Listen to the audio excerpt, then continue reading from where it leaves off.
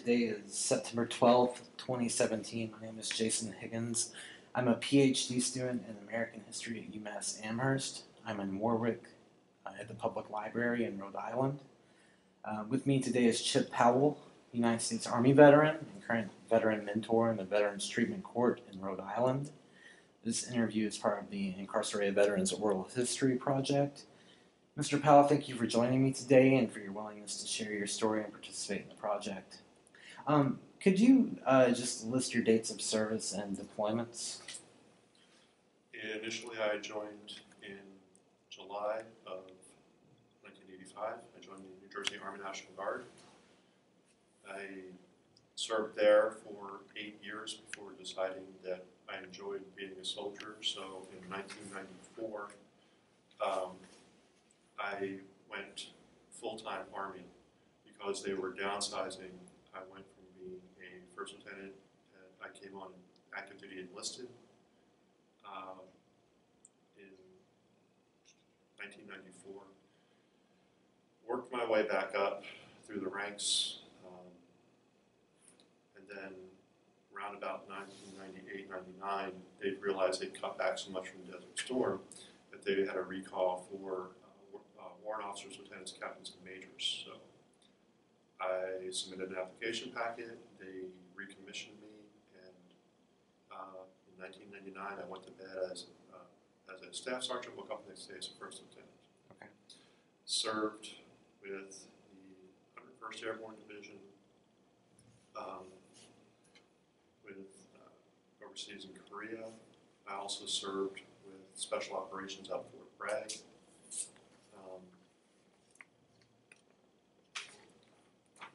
Back to the 101st Airborne Division where I deployed the first time. That was in 2003 when we initially went into Iraq. Served with the 25th Infantry Division.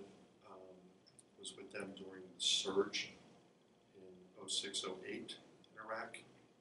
And then remained with 25th Infantry Division for the remainder of my career. And we went in 2010 as the final division to leave Iraq and shut down the country as far as a military perspective. Thank you. And then I retired out of the service in 2013. Great. Thank you for giving that information up front. That'll be helpful. By the way, if you'll notice me checking my equipment, it's just to make sure everything is good to go. I'm still interested in listening. I like to tell people that up front because you'll notice me like checking it periodically to make sure everything's just right, you know.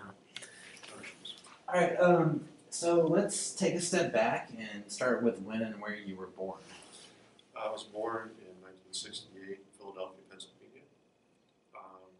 My family lived there for, I guess, the first 4 or 5 years of my life. We moved to southern New Jersey, and I spent the majority of my life in southern New Jersey before going on active duty and going all over the place.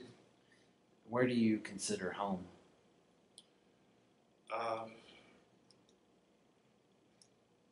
Right now it's Warwick, Rhode Island. It's where I live.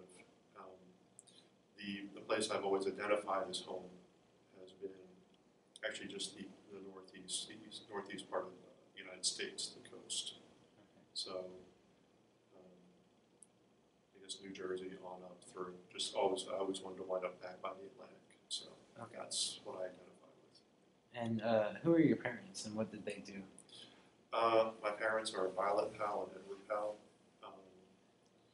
My dad worked for DuPont for 20 years. He was also military. He was Air Force, active duty. He was also Air National Guard and Army National Guard. He retired out after 20 years of service as an NCO. So, that in Vietnam era? During that time, but he was never stationed in Vietnam. He's been to Okinawa. He's been in Alaska. And did your mother work? She did a variety of jobs at different times. She did clerical work and secretarial work and such. She did homemaking also. Okay. Would you consider yourself working class or middle class? Pretty much. Working class, just you have a large family? I have 2 sisters and a brother. So it's 4 kids, 2 adults. Are you the oldest? The youngest. Youngest. Okay. An older brother? Yes. Did you get picked on a lot growing up by him? I say that as a younger brother who was picked on a lot growing up.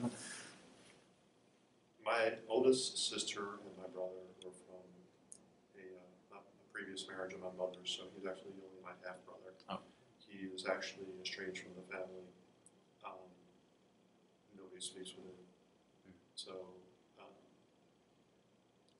there's a little bit of bad blood there. Understood. My sisters I'm good with. So. Fair enough. And the sisters, are they your full siblings? Same mother, same father? The eldest is a half, but she's been my sister my entire life. Okay. And my other sister is a full sister. Okay. What did kids do for fun growing up? What did you do for fun growing up? Grew up in southern New Jersey back before it became overdeveloped, so we played in neighborhoods, we played in the woods, just did whatever as kids. So. Did you do any organized sports or Boy Scouts or anything like that? I may have been in Cub Scouts at one time, but it wasn't a very long, extensive, and was never into organized sports. How was school growing up? Socially or academic? Both. Academically, I was advanced. Throughout high school, I had a lot of advanced placement classes, mathematics, science. Back in the early 80s, I was doing a lot of computer-related classes when they were just beginning to get into the school systems. But as far as Calculus 3 in college, before I realized that I was never going to use that math in the real world, I decided just to stop. Wow. So that's impressive. Socially, I always had a very small group of friends at best. I was not a social butterfly, not a very outgoing person. Mm-hmm. So reticent, I guess, is a word you could use. Yeah. Okay. Did you have mentors in high school? Not so much. Okay. So where did your interest in the military come from?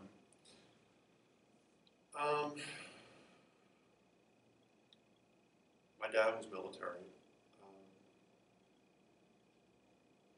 And I want to say initially, when I first started, I was looking for additional help with funding college, for college. And this was actually before most of the state National Guards wound up underwriting tuition at state colleges. So it was mostly just GI Bill and weekend pay toward that. But as I progressed through it, it became more and more keynote to my personality and how I function as part of my identity. In what ways? Just discipline,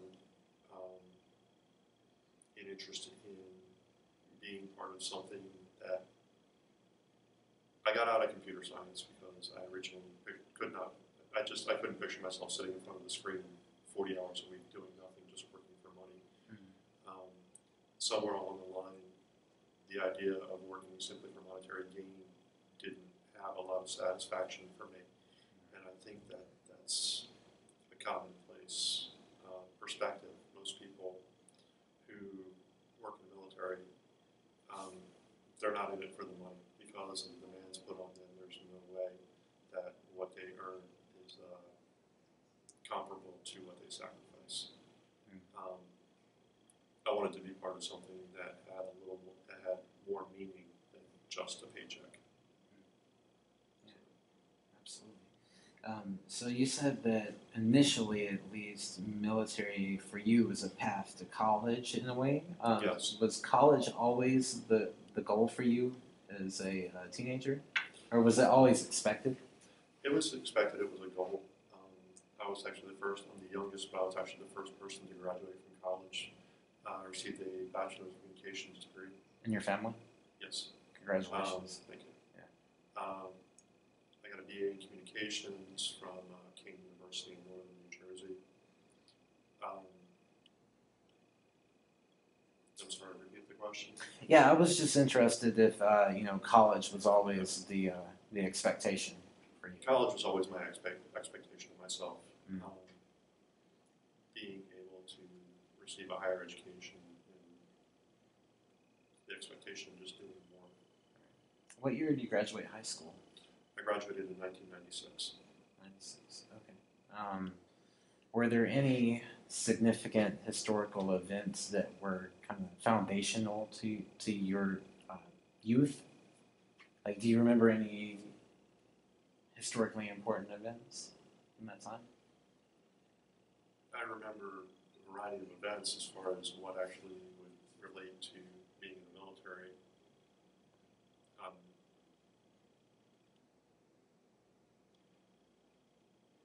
mean, as a little kid, I remember seeing Vietnam on television. Mm-hmm. I had to have been around 3.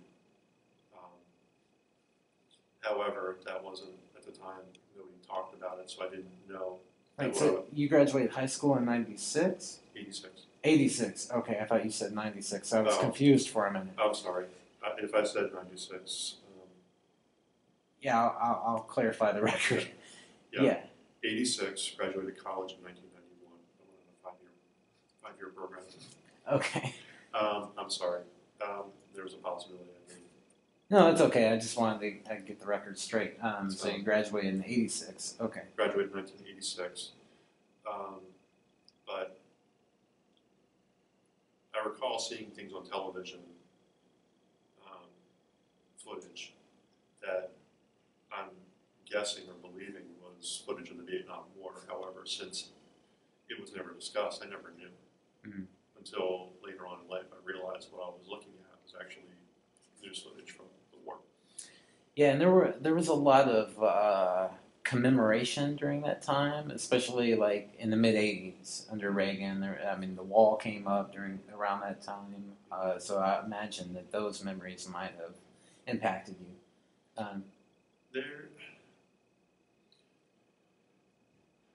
Initially,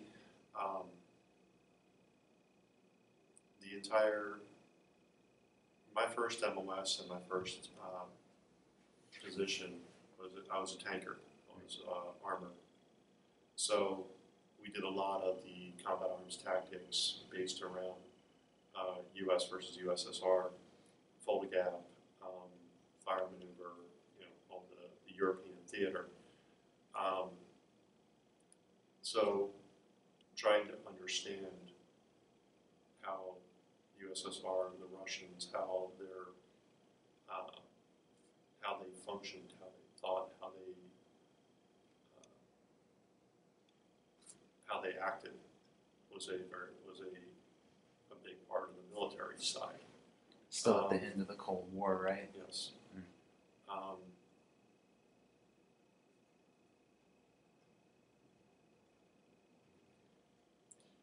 Trying to,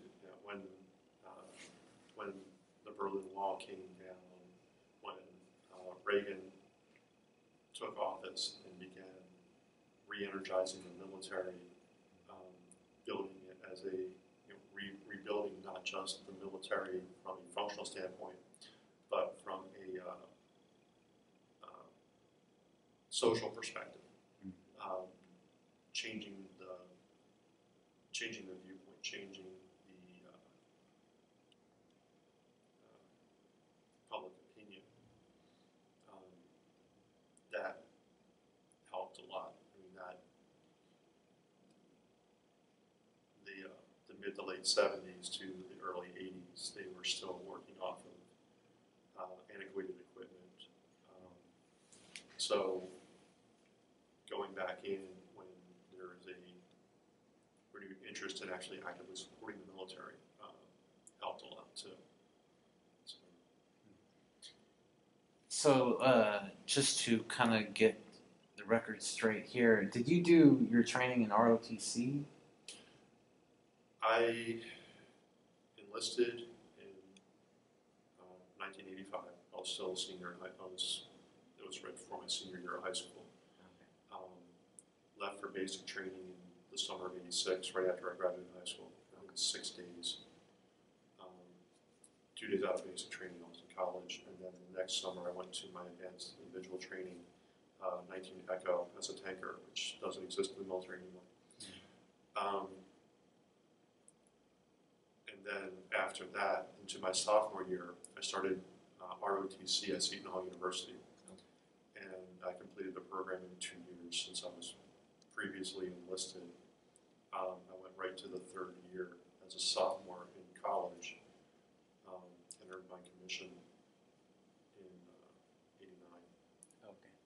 Where did you first do your basic training at? Fort Jackson, South Carolina. So coming from Jersey to South Carolina in the summertime, that was a, quite the... Yes, it was a very, in a lot of ways, it was a major life change. Not just the climate. The climate, the heat, and then the military indoctrination, which is the purpose of basic training, is to strip you down as a person and then rebuild you as part of a functioning team. So, was there any specific memorable event in that process that you recall as kind of changing who you were? Not changing per se. Or transforming? I will say, and I continue to say, and I've always said, I'm not a power runner. I have never been a strong runner. I've done well at some points in my life, but I've never, the military loves running. I personally think the best part of running is when you stop. So it came with its own set of challenges. Trying to adapt to the military. In some regards, some areas that were a more physical challenge. And this is pretty much the kind of sort of the build I've had my entire life. I think I was 175 in high school, 185 to 195 average military. So, but I've never been a power runner, so I've always, every run, I always hated it. So. In what ways did your fellow recruits uplift you to finish those long runs or those sprints?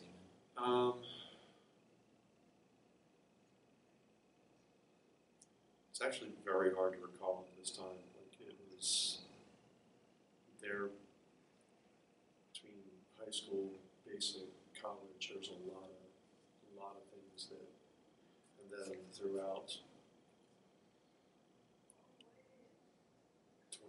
over the course of 28 years, there's a lot of things that get to be very blurry. I completely understand. If I ask questions like that, feel free to just say, it's hard for me to remember. But do you remember the day that you graduated from boot camp, for example? Actually, yes. My parents came down to visit me, came down to watch graduation. My dad was retired by then. He wore his uniform. And then we all piled in the car and basically drove from there straight up to college to drop me off. So, after basic, there wasn't any time home. Do you feel like the military prepared you for success in college? Sorry? Do you feel like the military, that discipline that you were talking about, did it prepare you for college life?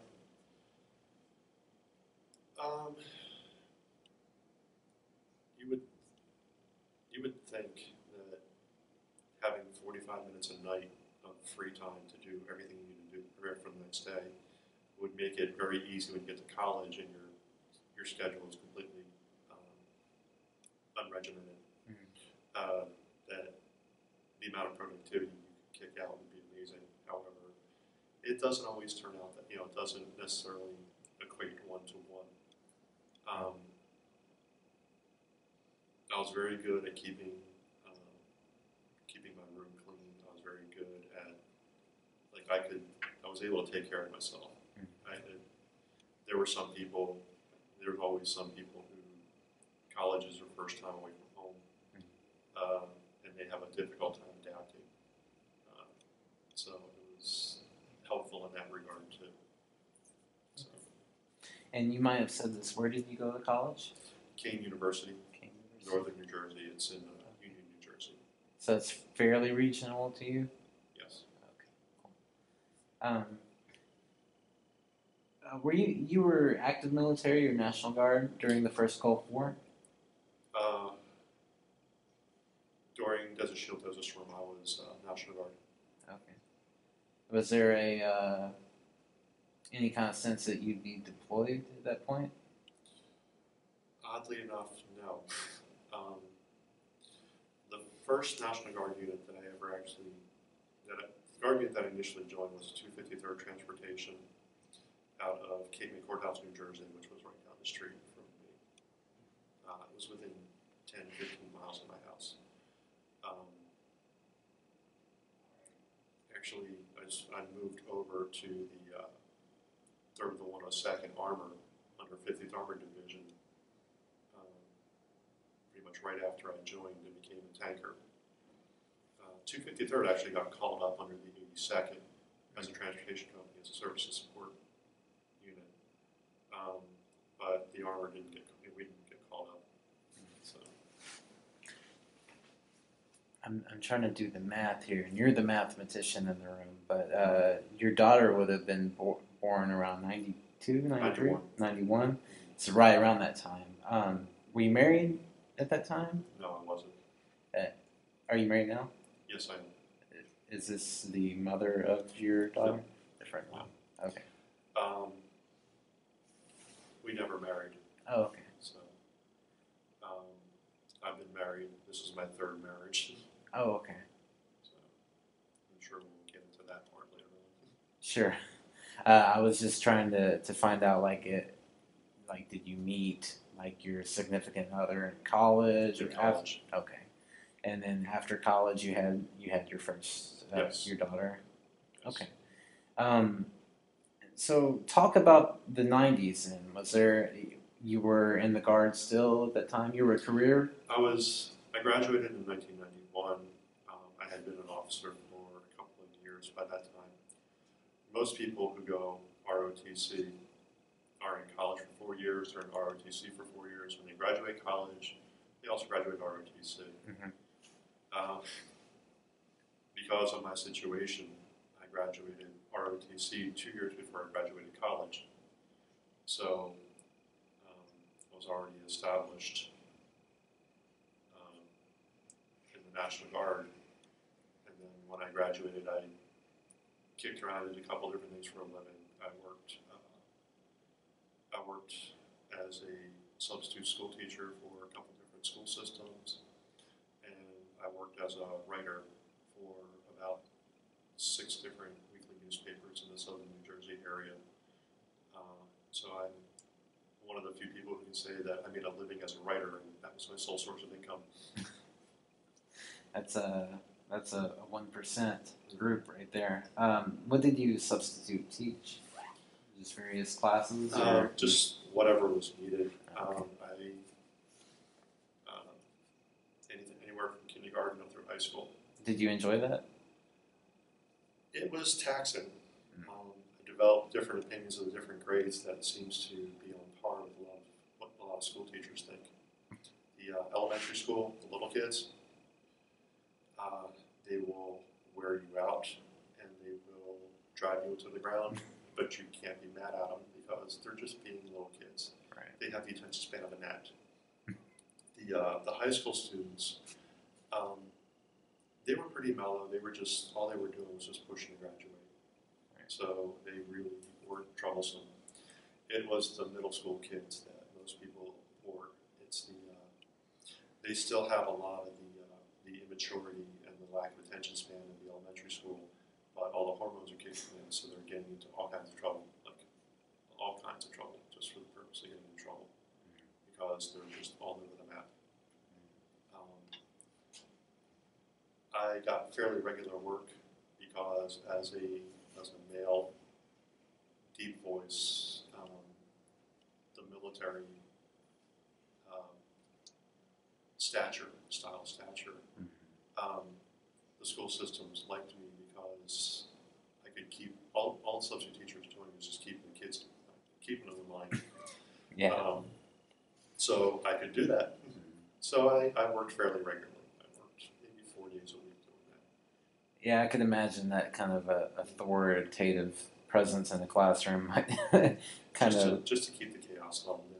Settle them down a little bit. Okay. And did you enjoy writing for a living? I enjoyed it. I did actually. There were a lot of stories that I did that, a lot of different things. Being a weekly newspaper, there is a lot different take on it than a daily. A daily can present news in a faster manner. So a weekly newspaper has to do a lot more in-depth reporting, a lot more in-depth coverage of different things, events and stuff. Did not like the editor. I had a real, he was just infuriating, and primarily the reason why I left writing. So,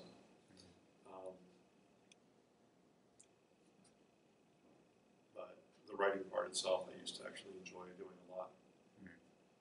Okay. So, from the National Guard, you went full active to the Army. Is that correct? Yes. When did you do that? In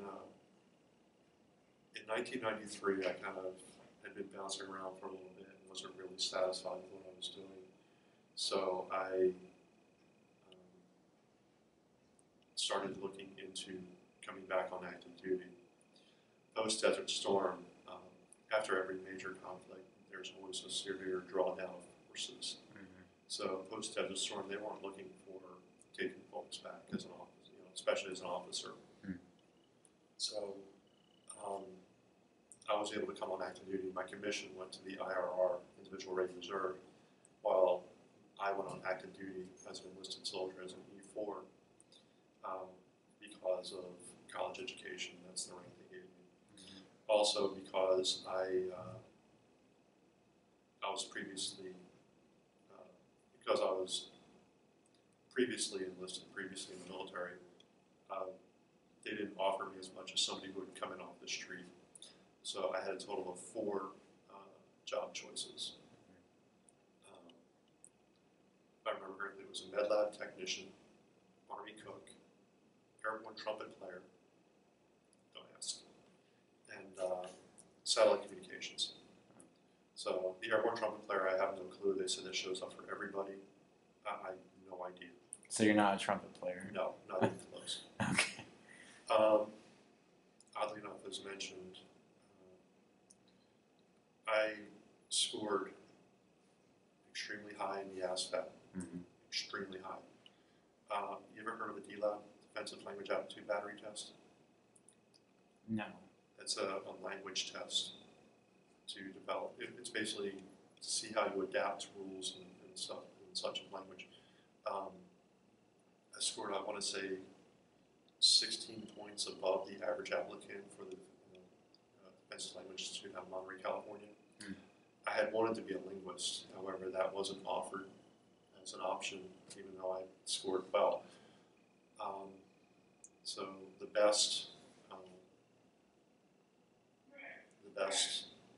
opportunity I had was satellite communications for a couple different reasons, and to understand again how the level of ASVAB, the score.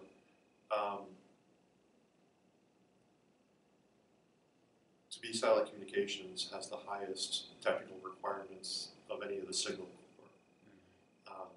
And military at its peak, there were maybe 1,000 total across the military. It was a very, very low density field. So, and originally the MOS was 29 Yankee, which was strategic satellite communications, which I thought would be good because being tactical my entire life would put me into a working clean facility and try something different. Halfway through my training, they changed the MOS from 29 Yankee to 31 Sierra, which rolled in the tactical side as well. And then for added fun, sent me to an infantry division as a little sideline joke. So, which is okay. I did fine. I spent a majority of my life in tactical. I spent a little bit strategic. So. And how long were you in satellite communications? I did that for 12 years. Okay. No, I'm sorry. That was 8 years. 12 years as an officer. And were you stationed at multiple locations? As an enlisted? Yeah. After graduating AIT, I went to the 101st Airborne Division as an E4. Got my sergeant stripes. Got my own tactical terminal on the back of a Humvee. From there, I went to Korea for a year. I did 6 months with my own tactical terminal on the back of a Humvee. And then I did the last 6 months as the operations NCO as an E5.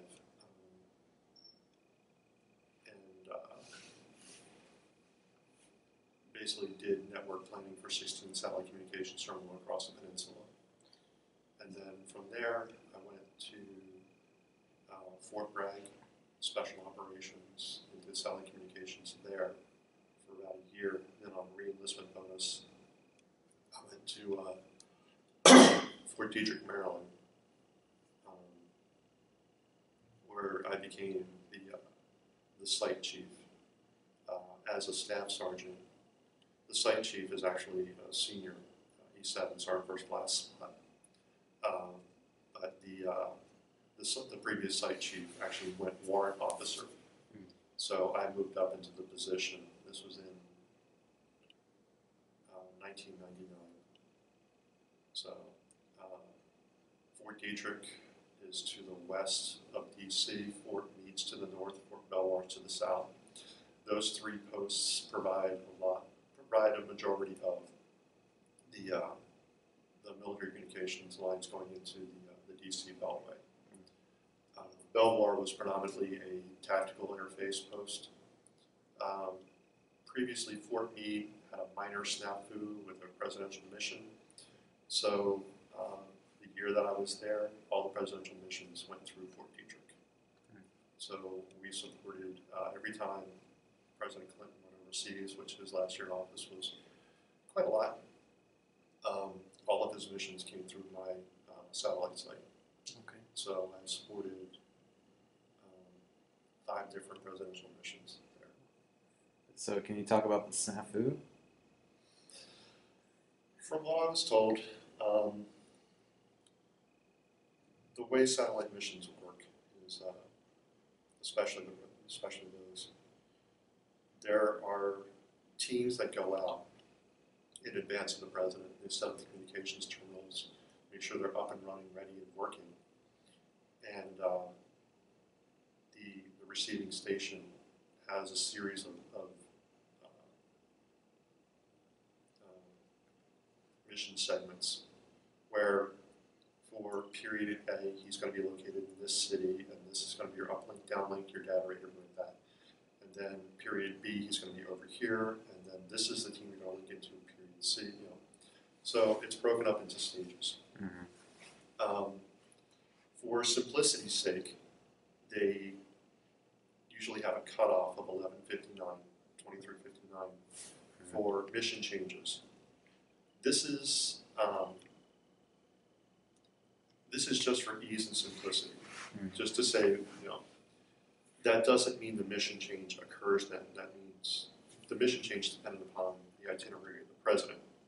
If he takes longer or takes less, that's what happens.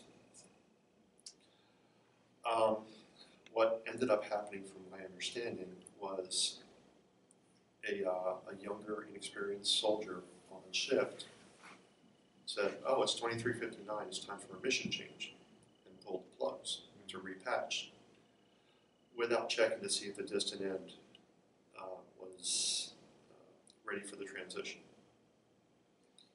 And the soldier in E4, from my understanding, cut off the President of the United States, President Clinton, mid conversation on the phone with his wife. So I guess it could have been worse. Yes, but it really wasn't. It was very. I'm sure it was a very tense time for the entire chain of command, because even though it can be considered a fair mistake, there's very little latitude that comes with mission priorities like that. Yeah, anything dealing with the president, right? Yes. So, Fort Meade, for the longest time, did not receive any more presidential missions after that. Wow. And that soldier, for better or worse, whoever he or she was, now has something to tell their grandkids that nobody else in the world can ever say. So, cut off the president mid-conversation. It's kind of great. I mean, I would boast. I would put that on my resume. Probably. Yes. Probably not. It probably wouldn't get me hired, but No. it'd be good family dinner conversation. Yes. It's there are occasionally in the military, as weird as it sounds, there are certain little bullet comments that come out that you can say that nobody else in the world, very few people in the world can ever say. And that winds up going to most soldiers. Yeah. So. How did you get involved in the 101, in the 101st Airborne? In the Airborne, you were Airborne, right? The 101st Airborne Division is actually, they were airborne during World War II. Right. That's where they get their lineage from. However, they are what's called air assault, which means they use rotary aircraft to lift and shift assets rapidly on the battlefield. Unlike most divisions at the time, the 101st Airborne Division had 2 brigades of aviation assets, which technically made that the world's 4th largest air force. Quite literally, the number of aviation frames they had put them on par with about most countries. We would take our vehicles and we would sling them under helicopters to lift and shift them to opportune positions, to move soldiers rapidly, the amount of flexibility they had. But that was their primary push. I was airborne also. I went en route between AIT and my first duty station, 101st. I went to airborne school, graduated with my jump wings. Showed up at 101st. My commander looked at me and said, "Oh, you're airborne." I said, "Sorry." The first sergeant said, "Oh, you're airborne. You're ready for air assault school." And within 2 weeks, I was in air assault school. So I got my air assault badge as well. Could you talk a little bit more about that, about the training, or about any particularly memorable episodes from that time? Airborne school was 3 weeks. You have ground week, tower week, and jump week. A lot of running, a lot of very slow pace running. And you weren't into the running, right? No, but their pace was extremely slow. The idea was they wanted to, it wasn't meant to build up your cardio. It was meant to test your joints. Okay. Some people they wanted to make sure if anybody had a weak knee or joints that weren't going to, even though you have a parachute, you're still coming down extremely fast. And the way that they teach you to hit the ground absorbs the impact along the entire length of your body. But it's still relatively abusive. My last jump was on the Friday for graduation. They gave us our jump wings. I went back to the barracks, got changed, got in my car, and drove to my first duty station. So when I went and got changed, I took off my t-shirt and I had a very large black and blue and yellow mark here that I never felt, just from the exit and impact. So it was physically demanding in that regard. And Tower Week, the second week, is where they had the 34-foot tower. They had a pulley system, you're on a harness, whatever. But they figured out, some psychologist somewhere figured out that the human fear of heights kicks in at 34 feet. So that's where all the towers, that's the height that all towers are set at. So I do have a certain degree. I have a fear of heights, or alternately, I have a very healthy respect. What airborne and subsequently aerosol has taught me is that you can have a fear of something as long as you don't let the fear stop you. So even though I had a fear of heights, I still went through, did what I had to do, graduated, got the wings, and moved on. Same with aerosol. Aerosol was 2 weeks, and it was a lot of road marching for physical endurance. It was also a lot more academic, because not only are you learning to rappel out of helicopters, rappel on ropes, slide down ropes, you are also figuring out, learning, and actually rigging equipment to sling load under the helicopters, which you don't just hook it up. You actually, there's a very set procedure for the safety of both the vehicle, for the safety of the vehicle, the crew, and the aircraft. If a vehicle or piece of equipment is rigged wrong, or if something happens with the rigging gear, could be extremely dangerous for the helicopter. Either it can drag it off the flight path because of wind resistance, or if it, God forbid, if it ever broke altogether and gave way, then imagine like several thousand pounds of weight suddenly being removed from a helicopter that's straining to keep it. Right. So how that happens is actually, it's a very deliberate procedure, which there's actually the Natick Army Research Development and Engineering Center, NARDEC, is the one that certifies all sling loads. That's somewhere up in the upper northeast area. I forget where now. Well, it would be Natick, of course. They're the ones who engineer, test, and certify how each piece of equipment is supposed to be hooked up. So it applies to the different kinds of Humvees, because there's hundreds of different variations on Humvees, and on generators and everything else like that. So there was a lot of academic on that. Yeah. So seems like you were up to the task with those that calc experience.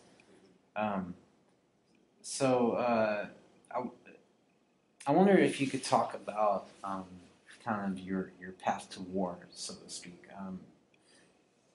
Do you recall 9/11? Yes, I do. And I know it was I had just, when I was recommissioned, I called it personnel officer management, the Office of Personnel Management. When they said they were going to take me back as an officer, and they asked me, well, when I talked to them on the phone, they said, I asked them where they're going to send me. They said, well, where do you want to go? That was the first and really only time they ever asked me. And I thought of all the different places that I've been. And because I was already aerosol, I asked, and just for the record, I didn't want to go back to Fort Bragg. It was an interesting place to work, especially in special operations. I never went to division country. I never went north of a certain road. I did not like Fayetteville. However, Fort Campbell has got some incredible community to it. Like just the people who live there are appreciative of the military, but they're not dependent upon it. So their appreciation is genuine. They had about 6 or 7 universities there, which counterbalanced the whole infantry post thing. It was they had a lot of good schools. It was so it was a good place to live. So I said, I asked the Army, I asked the Office of Personnel Management if they wanted to send me back to Fort Campbell, and they're like, yeah, sure. So that's how I wound up back at Campbell as an officer. When I walked in the door, the commander was happy to see me because I was already air assault, which was good for their stats. I had finished with morning PT, and I lived a little bit off post, but not far enough off post that I was away from the strip. I was home. I was in the shower when my wife at the time called me out. The first plane that hit the tower. Didn't know what was going on just yet.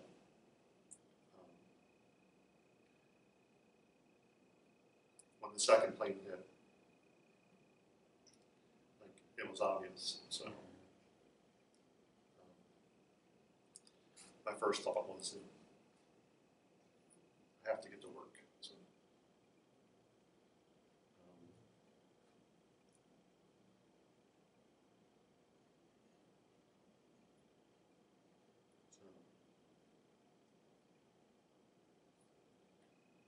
but that's where I was.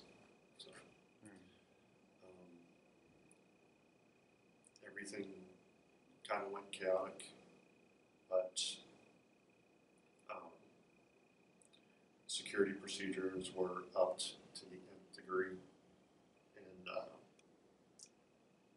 we made it a point that regardless of what happened, business went on as usual. Mm-hmm. We continued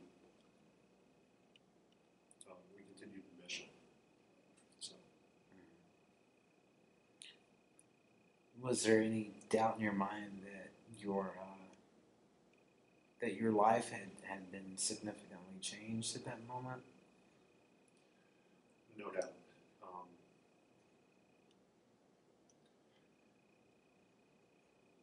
We've been in a lot of conflicts over 2 centuries. Very few of them involved anything taking place on American soil.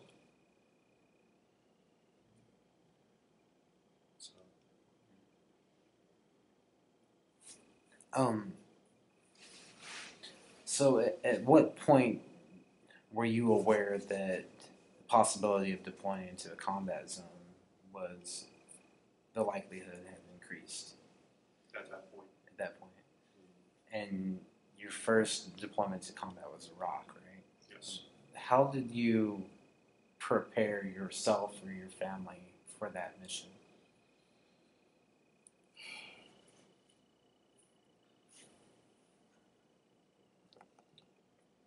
It was really,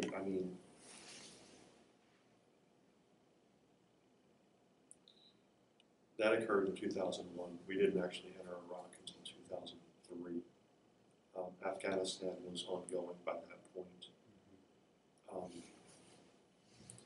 The best we could do, because Iraq was an unknown variable, we knew nothing what we were going to encounter, what we were going to go through, what we were going to deal with. We could apply a little bit of what was coming out of the Afghanistan theater, but the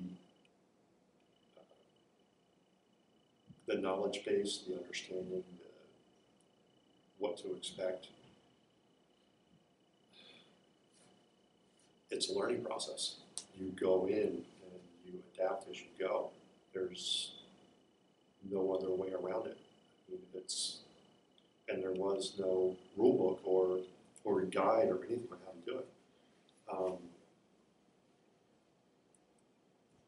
We had vehicles that were going through the paint shop and being changed from olive drab and camouflage over to desert tan. They began mass issue of desert uniforms.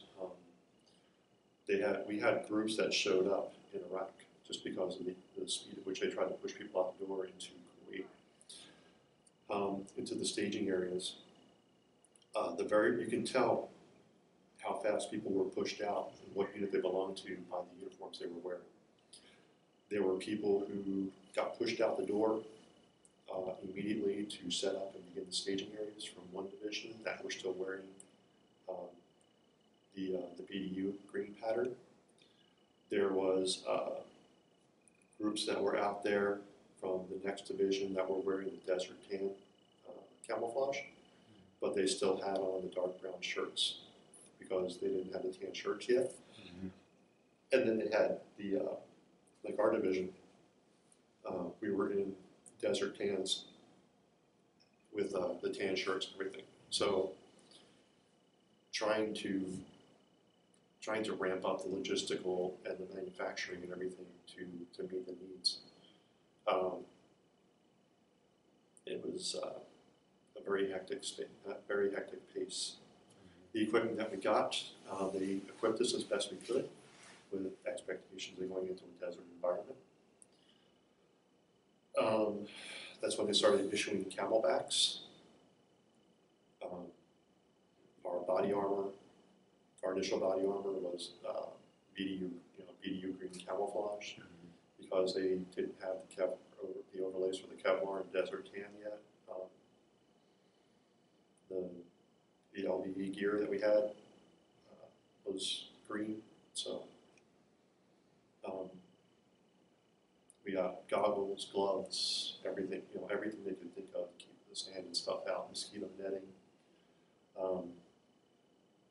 They started us on this stuff called doxycycline, which is basically a huge ass antibiotic because of a lot of the diseases that are still prevalent in the Iraqi theater. Mm-hmm. So that stuff is, while it's extremely effective at killing everything, it's also extremely harsh on the system. Extremely harsh.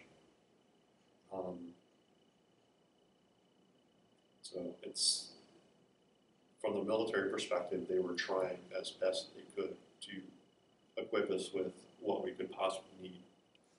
But again, it was learning as you go. Right. And it seems to me that you kind of witnessed a huge transformation in modern warfare, in that you started in the mid-'80s, in which the Cold War was still kind of but then the first Gulf War. So I guess my question is, what point did you guys start training for like an insurgency? Actually, that was always part of Army doctrine. Okay. There are several major training centers that exist in the United States that are mocked up to different places that are applicable in different ways.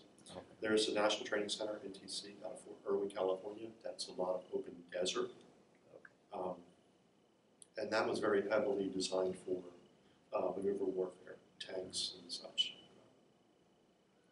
That's where they did a lot of the traditional European theater training, but it also adapted very well. Fort Polk had JRTC, Joint Readiness Training Center, JRTC, which was designed to maybe simulate a small South American country or an island country or something. It's a lot of swampland, wet trees, everything else like that, plus a lot of wooded area. Mm-hmm. But in keeping with that, JRTC was more ground infantry centric, but it also had a lot of, they were set up in phases. So they also had incorporated things such as insurgency, guerrilla tactics, and such. So it's not like the Army just focused on, or not like the Department of Defense just focused on one brand of warfare. Right. So there were systems in place at least to refocus those training facilities. And I had actually been, by that point, enlisted. I'd been to JRTC several times. Okay. So you were trained in guerrilla warfare at that point? Well, during that time, my training was focused around providing communications link. Our job was to provide everything that people expect in an office, military commanders, everything they have at their disposal in a garrison environment. We were growing more and more toward providing in a austere environment. Just because we're in a location that doesn't have power, internet, phone, video teleconferencing, just because it's not there doesn't mean we can't put it there. So more and more over time, well before 9/11, we were looking to push more and more of what the tools they had at their fingertips in garrison. Signal Corps, our job was to push those capabilities out to the forward environments for them to have and still have them at their command. So,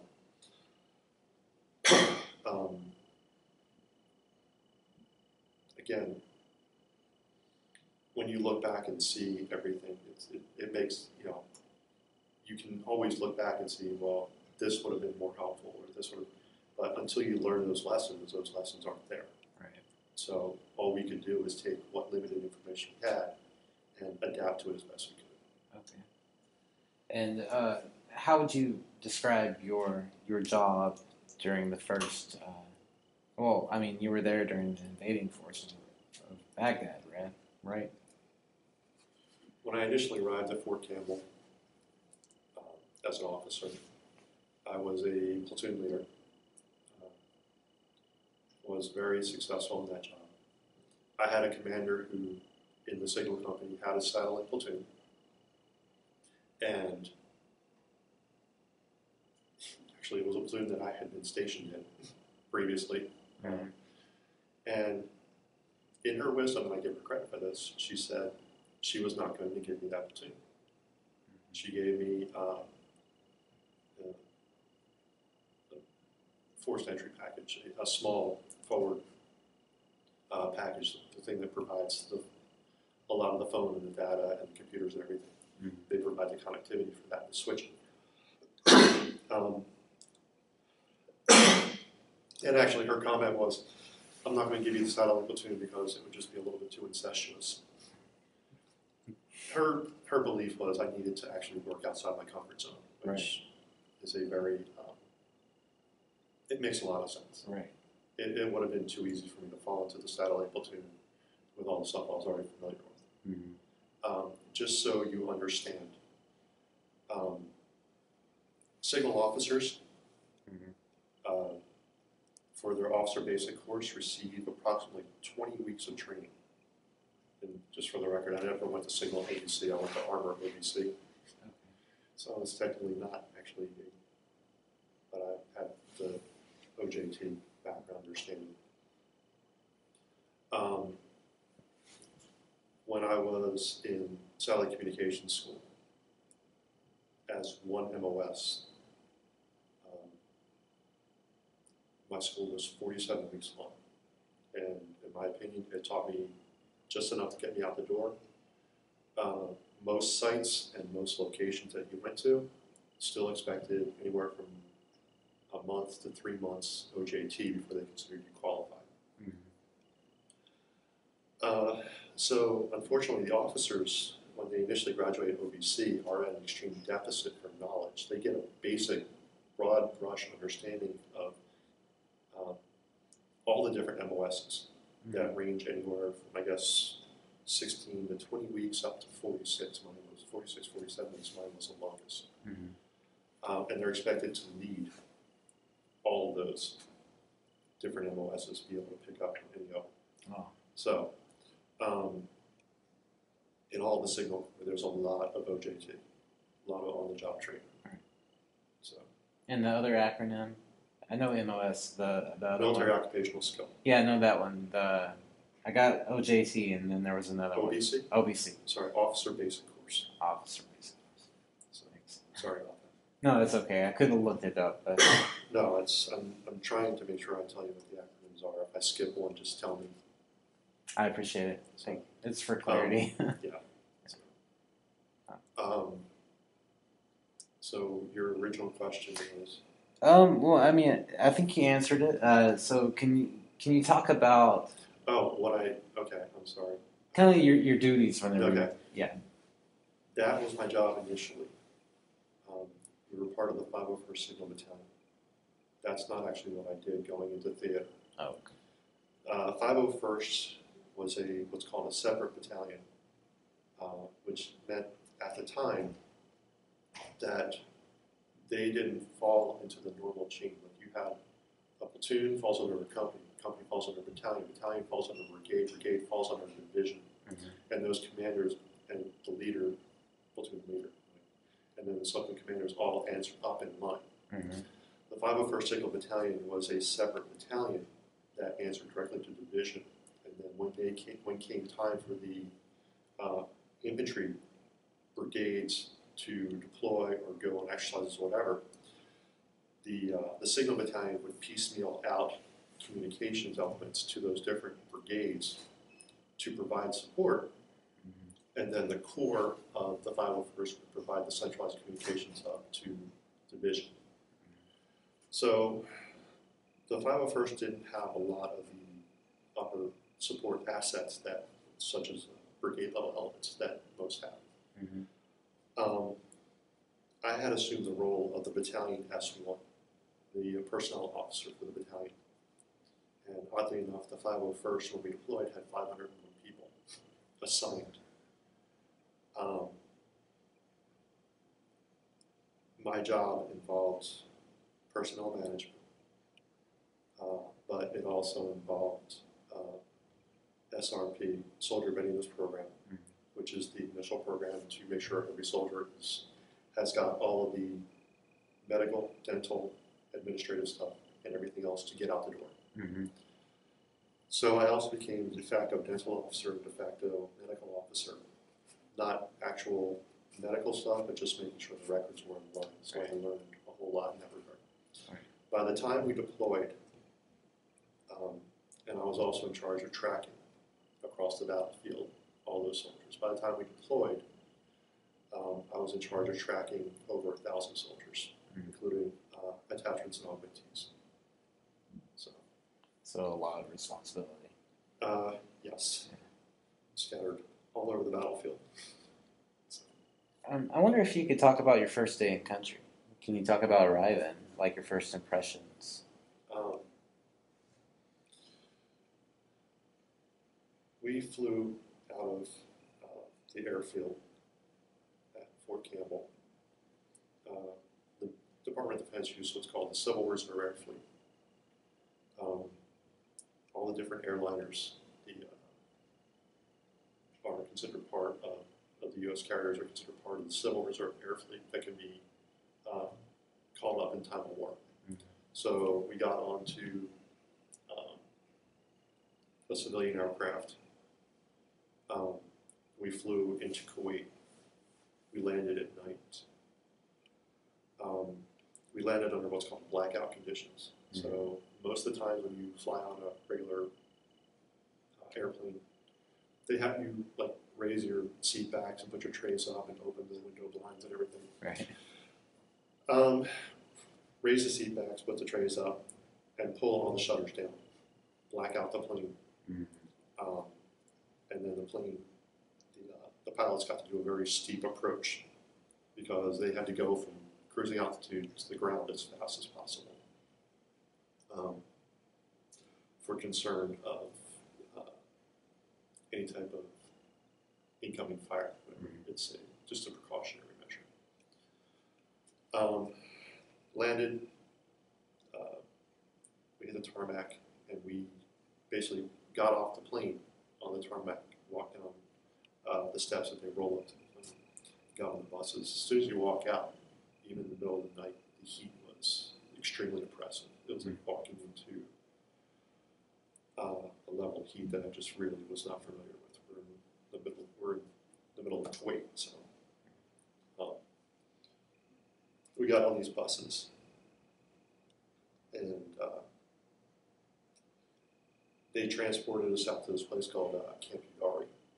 There were 5 primary camps stationed. They were basically placed out in the Iraqi desert. Sorry, the Kuwaiti desert. There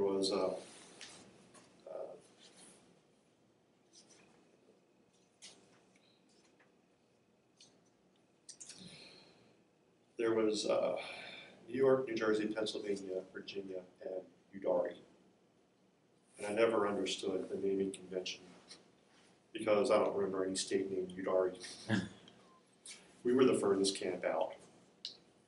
I think we were actually possibly closest to the border.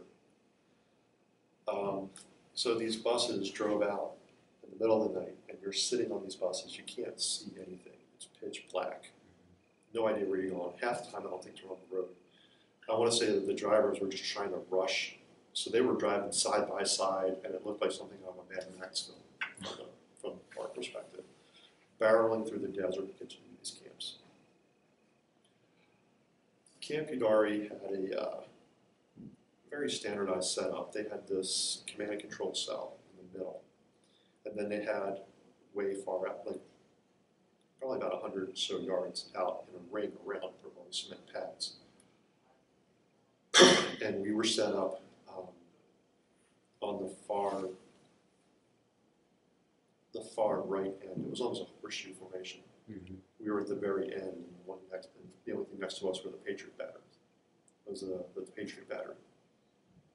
So, and all of the pads were set up far enough apart from one another from the kind of control cell that if any of them ever took incoming fire, it would only hit one pad.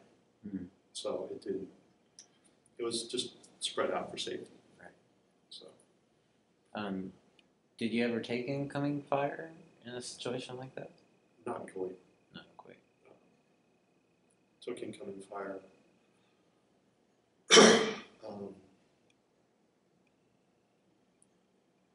Quite a few times actually. One of the most memorable ones was toward the end of that rotation, toward the end of that deployment.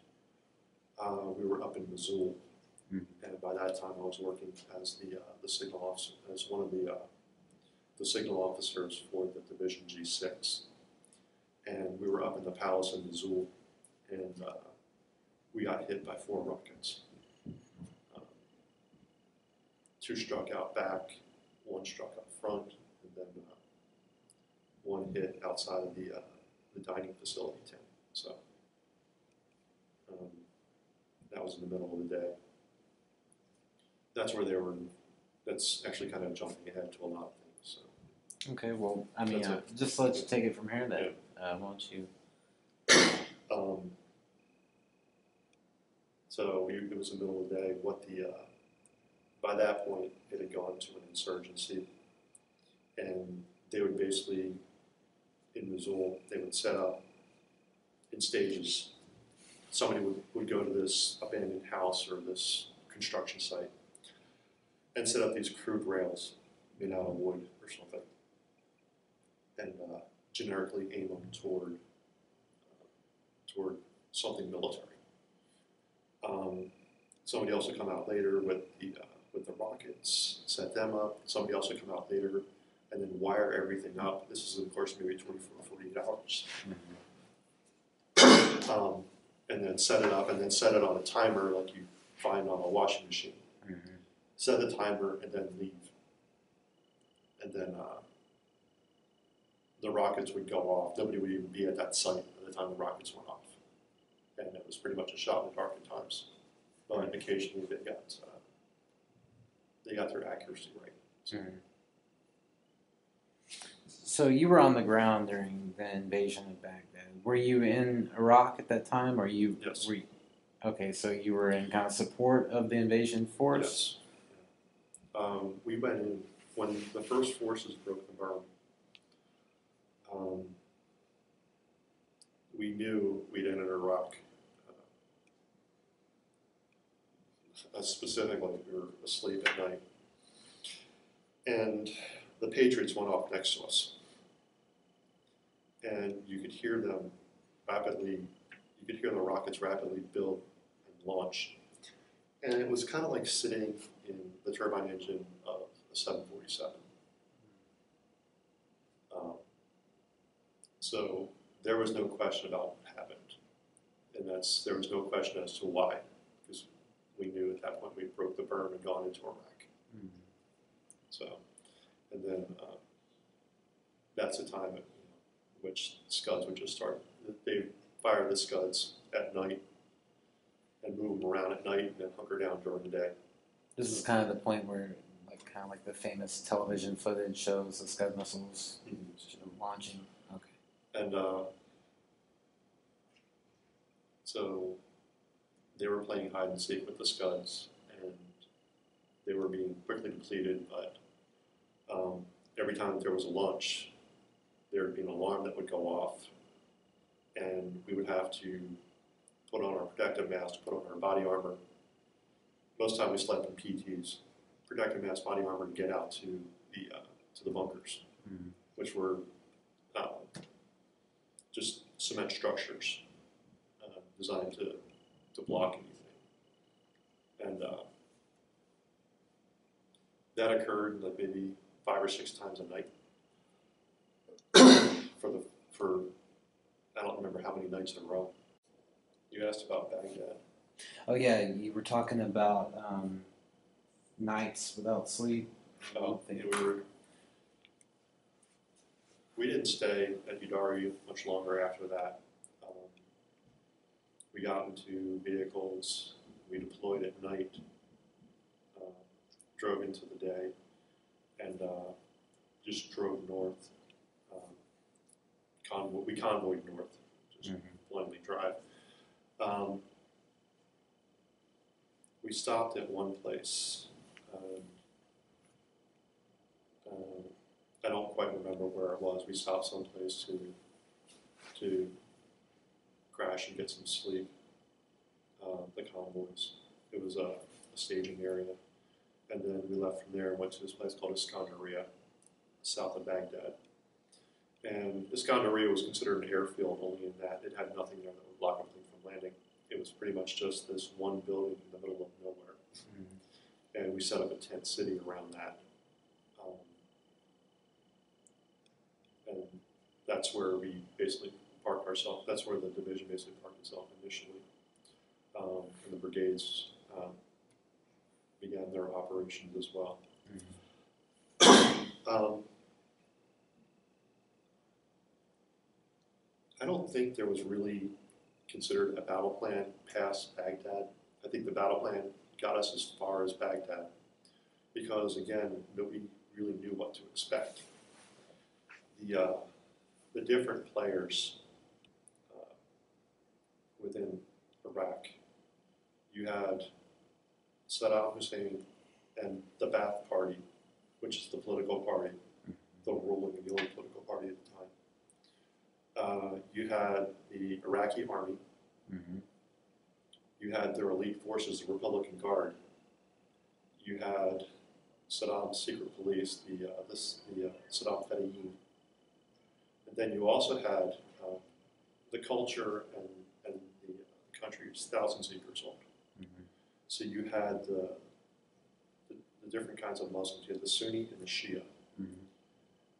And those groups were always at odds. Periodically, one will rise up and the other will fall in power. Mm-hmm.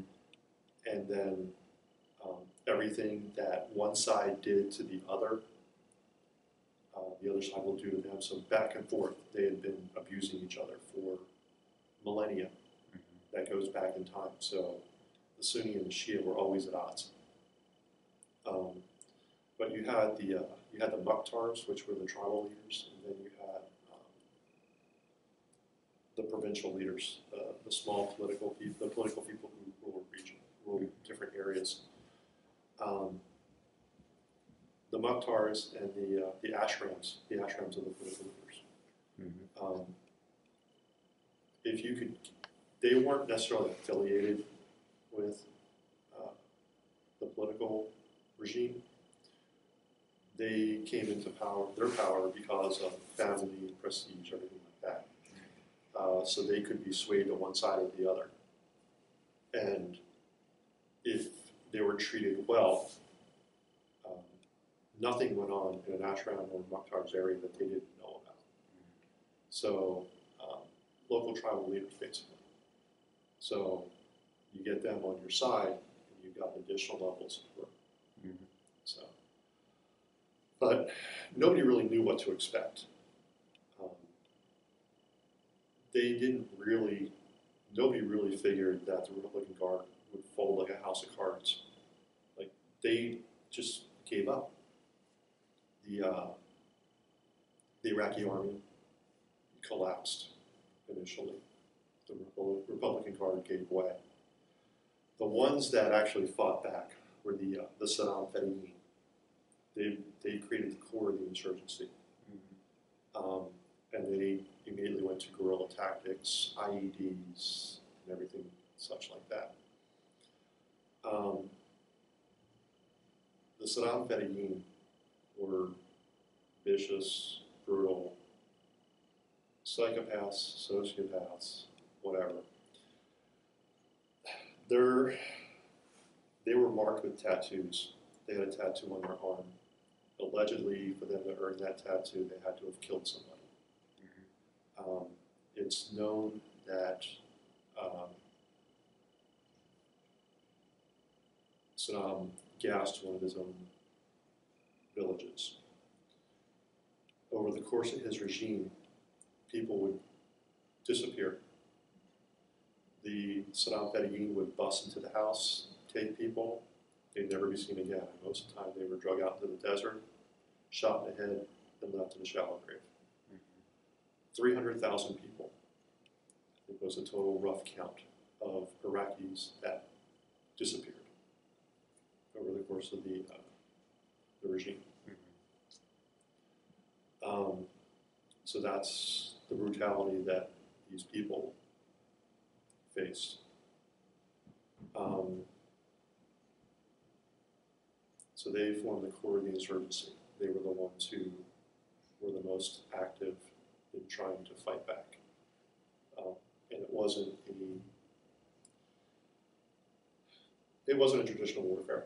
It was door-to-door, hidden weapons caches, IED making plants, whatever, things like that. So at that point, we got to Escondido. They've got to figure out what the road ahead is.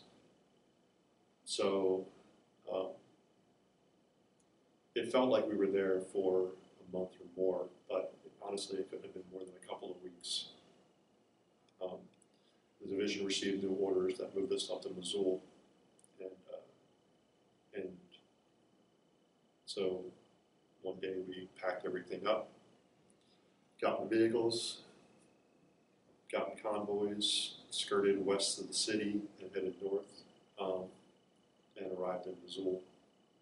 So, and then it became they were still fighting the counterinsurgency, or they were still fighting the insurgency. But it also became like a restoration mission, rebuilding. And unfortunately, for anybody to progress, they had to be a member of the Ba'ath Party.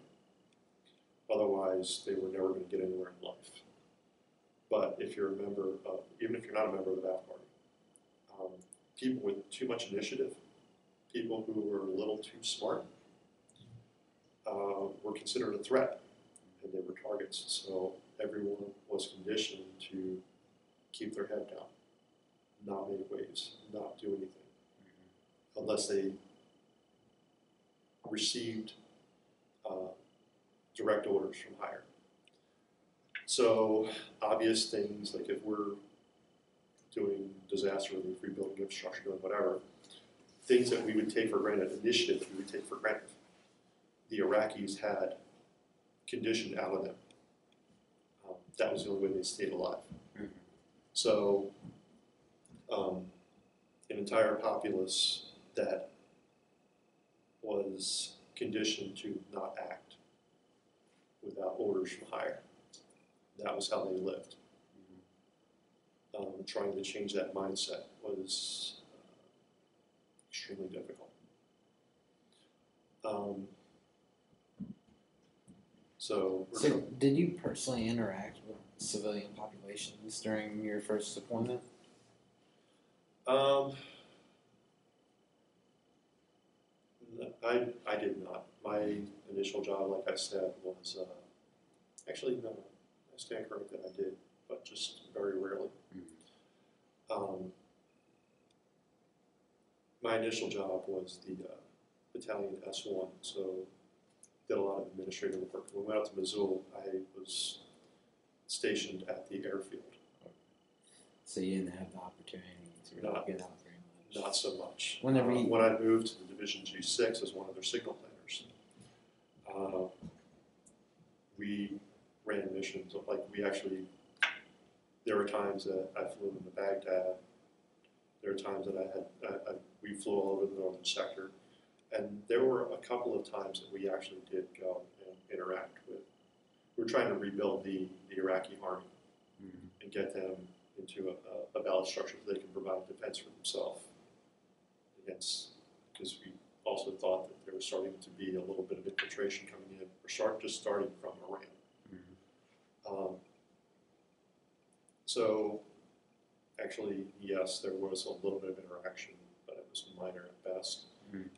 It was entertaining to walk into a room of Iraqi soldiers, and between the U.S., the people, and the U.S. soldiers, and the U.S. soldiers, the security forces that we have, they always pick the security forces because they look like linebackers. They don't pick the little guys. And most of us in the military were not little, regardless.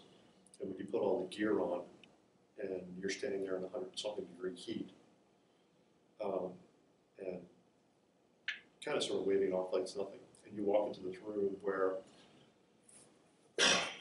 the tallest they are is like 5'5", 5'6", and you're just towering over them. You could feel the intimidation factor coming off of you, because they're there in their normal uniform, just kind of hanging there, and you're there in full combat gear, just head over them. Just, so there was definitely a lot of intimidation factor there when you look at it that way. So, well, I mean, even if you weren't on the front lines, so to speak, you found yourself in a new hostile environment, no doubt. How did you adjust to that? How did you cope?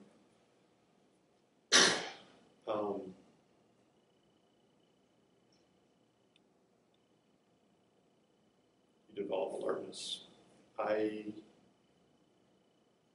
And I think this might apply to a lot of people. Even though I didn't necessarily interact with the Iraqi populace, I was out among them.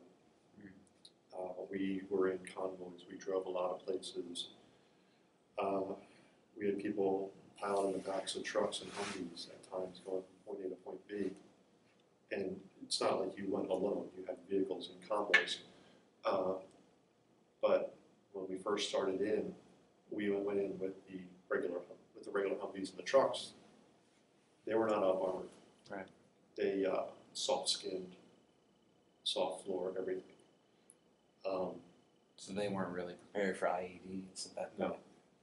And we would pile sandbags on the floors, and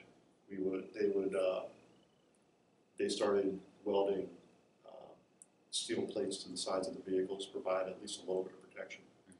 But you're completely exposed. So, and I rode the tailgate on a number of those rides, where all you're doing is you're looking from, and you're driving, and there's traffic. You can't avoid. So you're looking from person to person to person, looking at their faces, rifle at the ready, looking for anybody who's providing any kind of sign of any type of intent. And you're constantly scanning.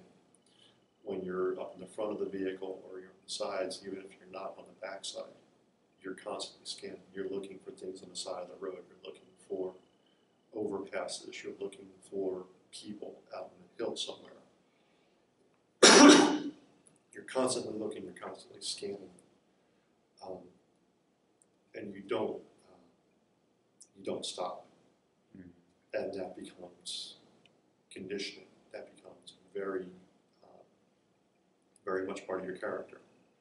And that's one of the things you'll see a lot of service members coming back with it. Even though I don't scan for IEDs when I drive somewhere now, but that hyper alert state when I drive remains. So for me, going any major distance I will never get into a car accident because I am actively aware of everybody around me. I've already anticipated all of the worst case that this person does, the stupidest moves people can make. I've already anticipated, and I'm already ready to react to it. While it sounds really good, and it sounds like I'll never get in an accident, it is mentally and physically exhausting. To drive in a hyper-aware state is exhausting. And again, even if I'm not looking for IEDs, but I'm watching every other driver around me. That's one of the things that comes back with a lot of people is just being on the roads. It's extremely hard. So I can drive within the region of Warwick, I'm fine. Providence tends to spike my anxiety a lot. Distance driving tends to spike my anxiety a lot. So short distance driving, I'm okay. If I go over a certain distance, if I leave Warwick, it starts going up. And it goes up exponentially. So. Were you ever in a convoy that ever hit an IED? We were in convoys that we've come across IEDs, and we had enough alertness that we caught them beforehand. We had to sit there and wait for EOD, explosive ordnance disposal, to come out and blow them in place, because it was safer just to blow them in place and try to defuse everything. All right. I saw the result of, this is a later deployment, we had an armored Humvee from my unit, one of our patrols that did outside the wire, hit an anti-tank mine, and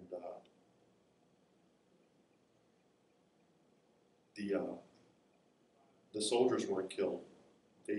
Major case of TBI, traumatic, like MTBI, mild traumatic trainers, like they were okay, but they were definitely post-concussive. Ripped the front, the entire engine compartment off the vehicle. Just sheared it off, gone. So, we've seen the after effects. It's kind of hard when they do the BDA battle damage assessment. They bring the stuff back in, so it's there. So it's hard to miss. So. I've talked to other veterans from the war in Iraq who talk about, the alertness, but in other environments, like in a room, like crowded people, crowds. In crowds, and then rooms. Do you have those? I don't want to call it the characteristics as well. There are times, sometimes they have fun events at the Dunkin' Donuts Center. The convention center, and there are times you go there, and if the crowd's too much, I have to go. And this part is irrational, I know, but you can't turn it off. Because I scan the crowd. I'm still scanning faces. I'm still looking for people. Mm-hmm. And I do that normally going out anywhere. In a crowded situation, extreme crowd, there are times that I've got to get out of the crowd, and I've got to be away, and I've got to put my back to the wall, then go to the outside part of wherever we are, and put my back to the wall, and have that control. There are times that like, for the most part, I've been okay with fireworks. The last deployment, I came back, I guess it was December of 2011. Yeah, it was. I came back and they had fireworks going on. And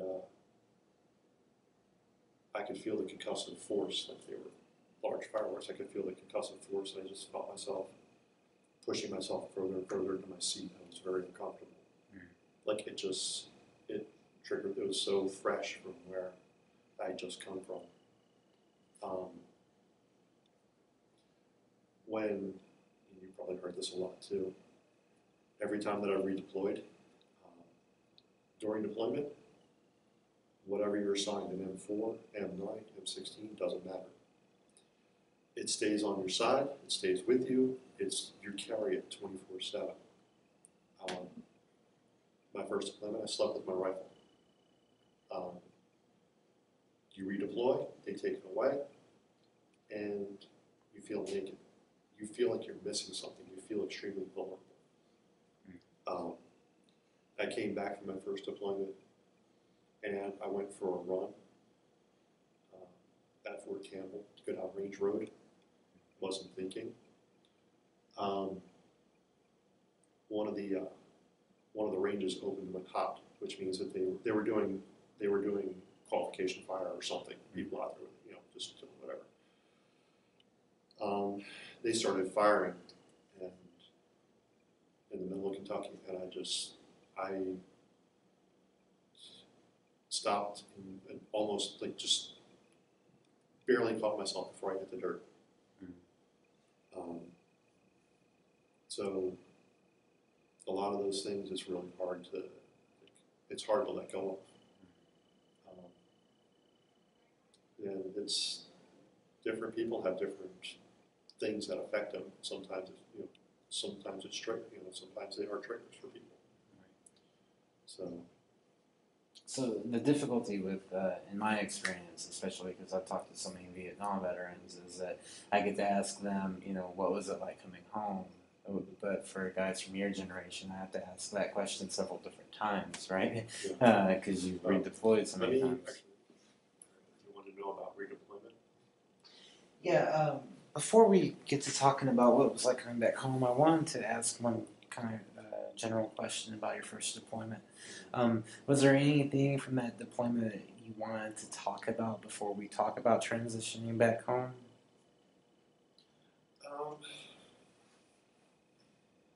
If you think of something, we can always come back. I want to explain something.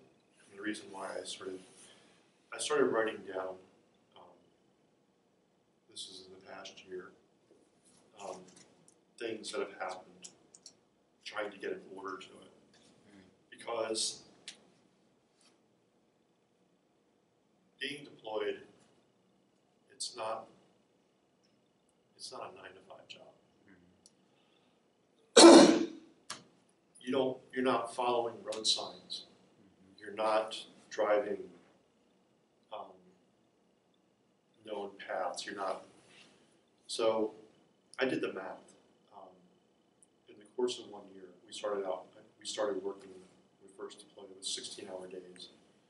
And then later on, maybe 6 months in, it scaled back to 12-hour days. But that's 7 days a week. I think there's a total of 3 days that I didn't work my first deployment because I was just too sick to get out of bed. You do a lot of traveling at night. A lot of the terrain. So you don't know what day of the week is. You don't, or at least I had no clue what day of the week half the time. I had no clue, like like I knew the date because there was missions tied to things, but everything kind of blends together.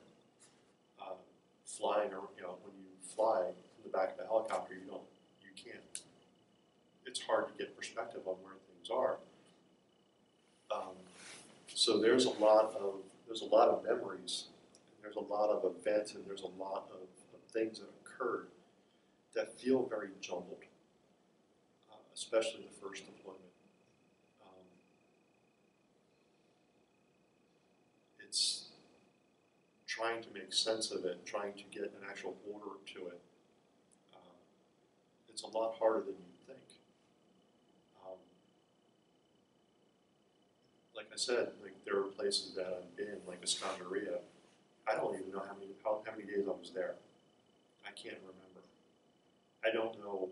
I can't tell you the date that we got to Missoula. I can't tell you the date that I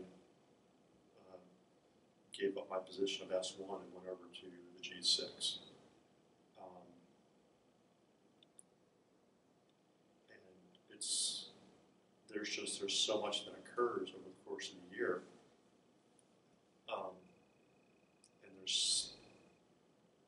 And it's back to back to back. It's hard to keep track of things. And a lot of memories get jumbled.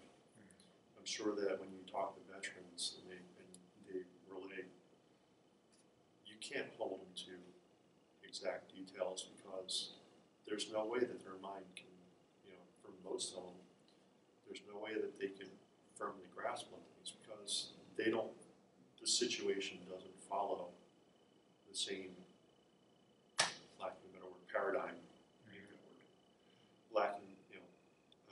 it doesn't follow the same rules as normal life out here. You quickly lose track of a lot of things. Well, that kind of leads me to the question is that while you're in this chaotic world in which 16-hour days tend to go on and on with no kind of linear scale to track it, right? How do you keep a connection to what Vietnam vets would call the world, right? Like your home, to your family, to the States. Like, how do you keep that connection? During that first deployment, Yeah. it was very hard.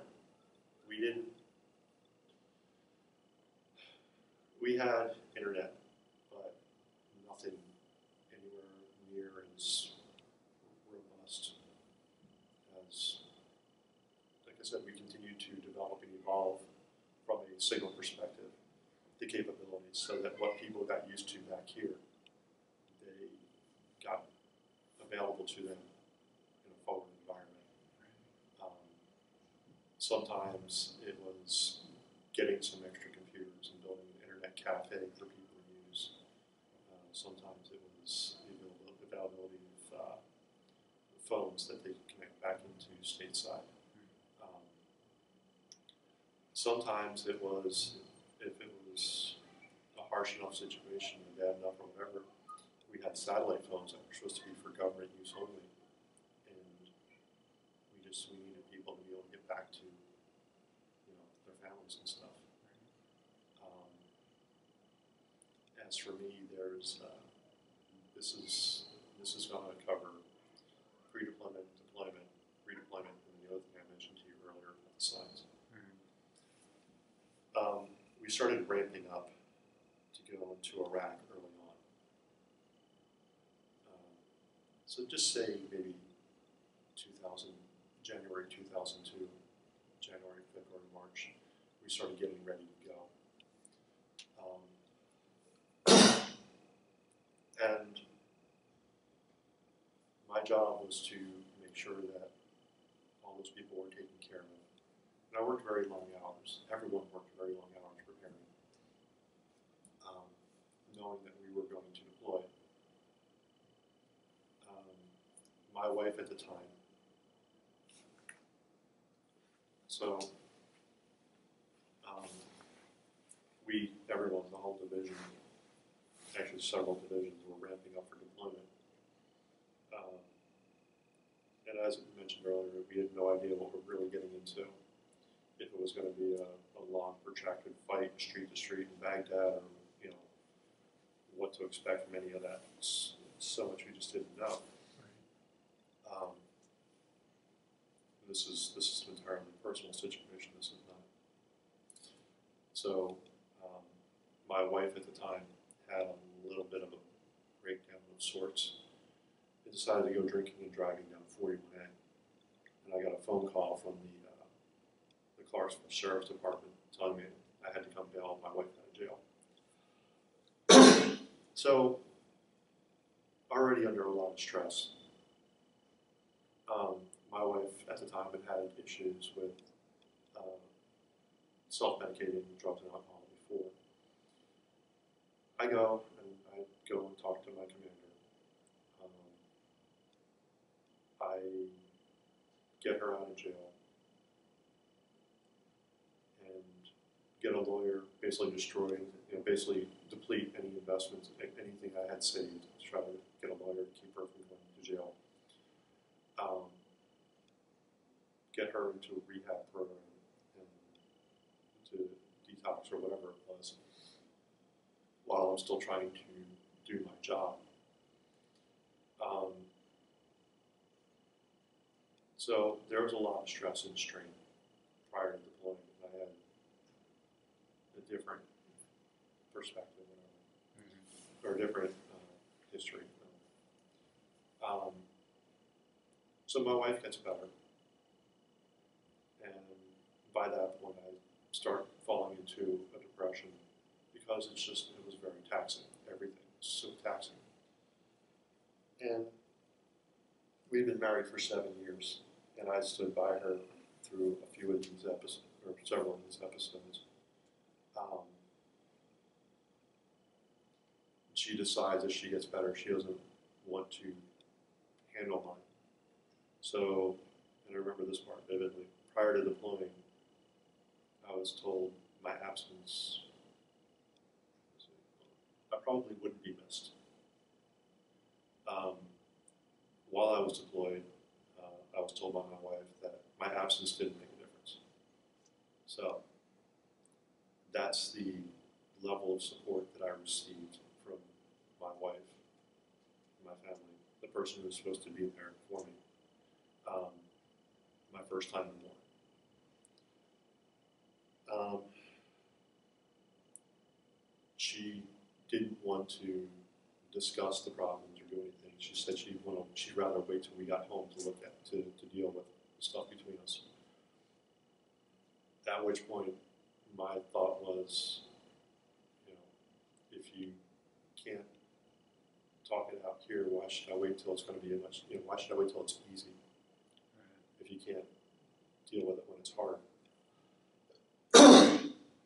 So, my first deployment, I contacted a lawyer in Clarksville, Tennessee, where we were living, and I filed for divorce.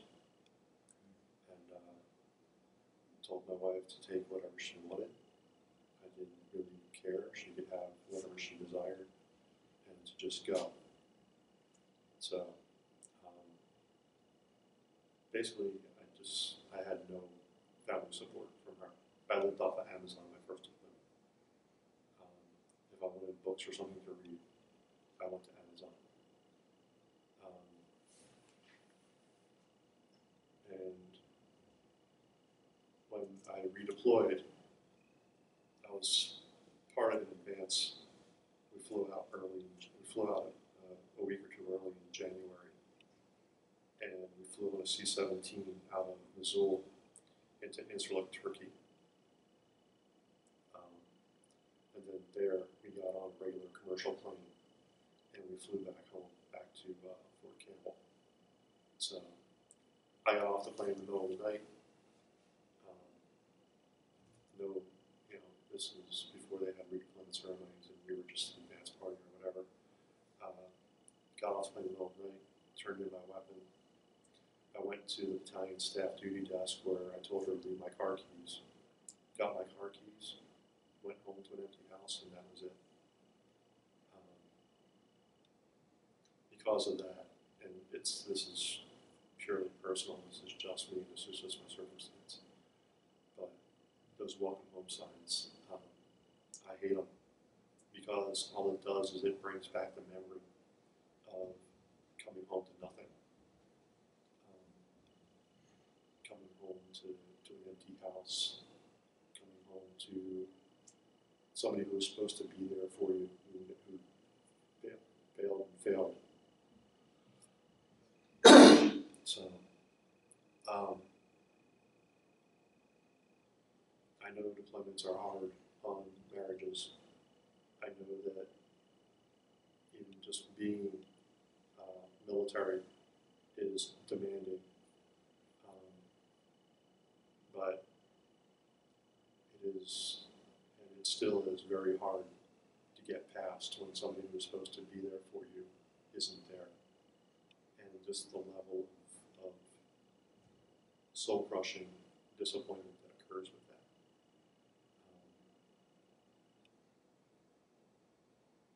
So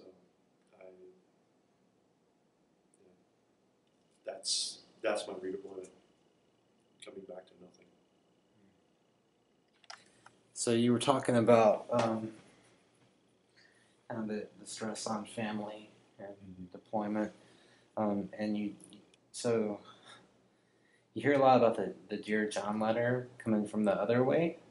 So it was your choice to file for divorce? My choice. I filed for divorce. So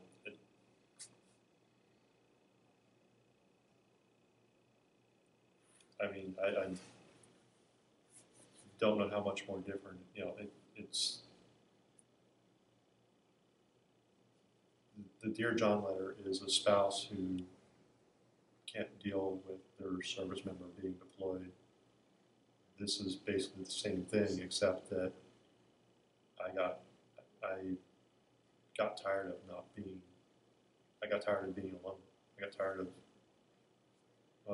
tired of somebody who's supposed to be there not being there. So that it was easier just to be alone. And it was less, it was easier to not depend on somebody else or not even have a pretense of depending on somebody else. Was this the mother of your daughter? Yeah. Did you maintain a relationship with your daughter at Yes. the time? I maintained a relationship with my daughter and her mom. Like I said, we never married, and that was fine. But like I said, my first wife, I never had kids with her, and when it came down to me needing her, she wasn't there. So It seems like a lonely time in your life. How did you cope with that loneliness while deployed in Iraq? I stopped depending on other people. I found that needing somebody else or for anything, it was not worth the risk. So I did better by myself. I functioned better by myself. I functioned, if I had nobody else to depend upon but me, then at least I knew where I stood. I did my job. I did it well. I worked really hard. And that's what I went by. So. Whenever you came back home, were there any types of systems in place to help soldiers reintegrate back home? That's been a learning experience for the military. Mm-hmm. Initially coming back, they didn't start developing those until later, when they realized that this was not going to be a short event, that this was going to be rotation, deploying. They knew how to build the pre-deployment side of it to prepare people. they were learning how to build the redeployment side, the family, and not just family integration, but the psychological side, the medical side, administrative. The administrative part was easy. That's just identifying where you are, making sure your paying allowances are reflected accordingly, so you're not getting, if you're back stateside, you're not still getting hazardous duty pay. But any type of medical or dental, whatever, that was deferred over the course of the year, making sure that no new problems that exist have gone, making sure that you haven't picked up any medical issues like encephalitis or whatever comes from all the real, the insects and stuff over in Iraq. I don't want to jump too far ahead with this, but what point did you realize that you had physical disabilities resulting from your military career?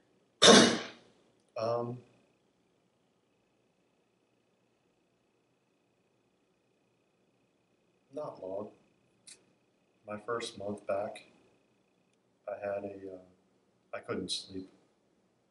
Like I just, and I still have sleep issues. And it's not for me, it's not what most people think. Sometimes it's just stress dreams that put me back there, or I simply can't sleep, or I go to sleep and 2 hours later I wake up. My inner ear is shot. I have partial hearing loss in both ears, stronger on the left than the right. My balance, my inner ear balance and everything is totally skewed. If I fly on small engine aircraft, I get really sick really quick. And I also have this perpetual, even now, the quieter the room, the more pronounced it is, tinnitus, ringing. Just this loud, persistent ringing in my ears. I can't, if I try to go to sleep in a completely quiet room, I'll go nuts. I need something background, white noise to help cover it. Sometimes it kind of fades in the background. Sometimes it sounds like it's ringing in my ear. The other stuff, the fair wear and tear, is my lower back. That's osteoarthritis. So there's a mixture of physical effects that's just abuse over time, because it's not an easy job.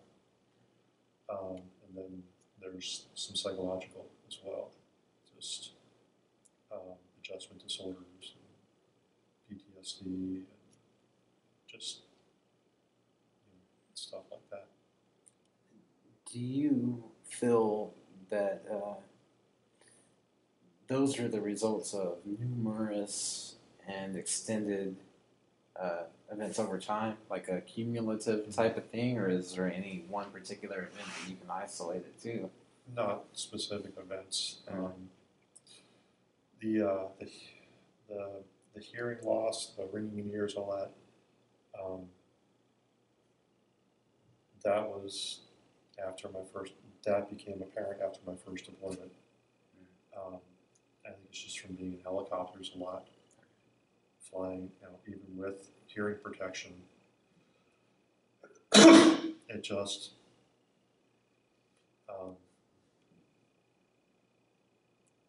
builds over time.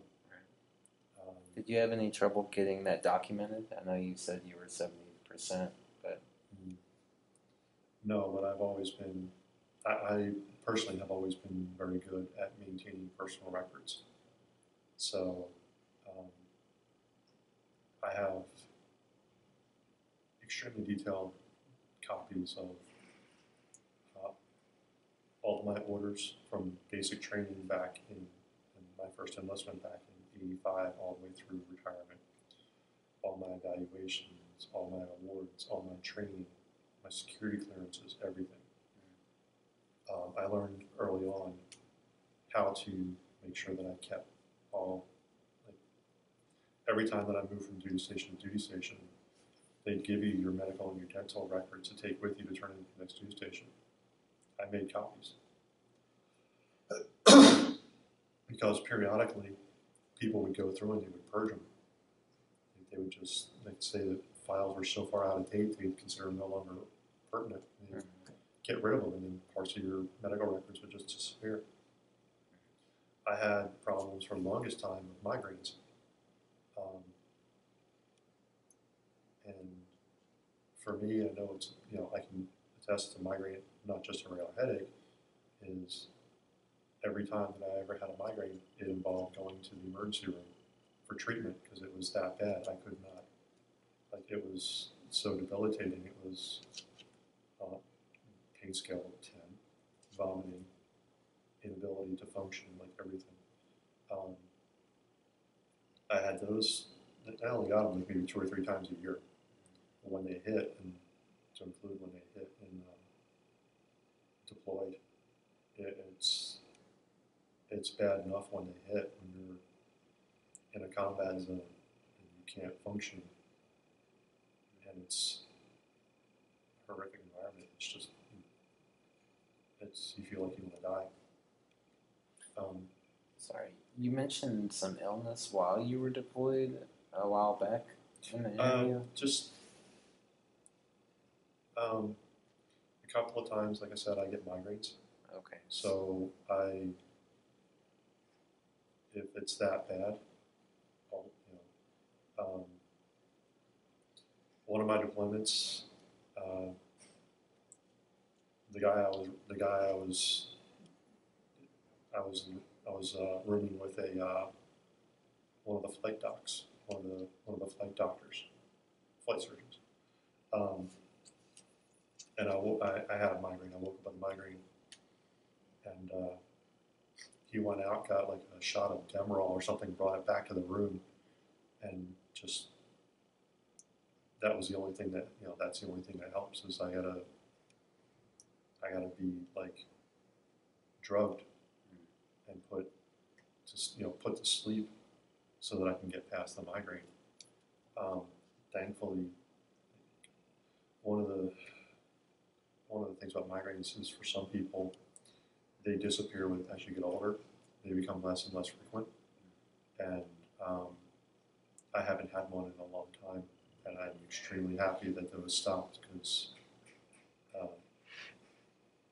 but yeah, there was a couple of times during deployments that I woke up sick, either with a migraine or I'm just sick or just whatever.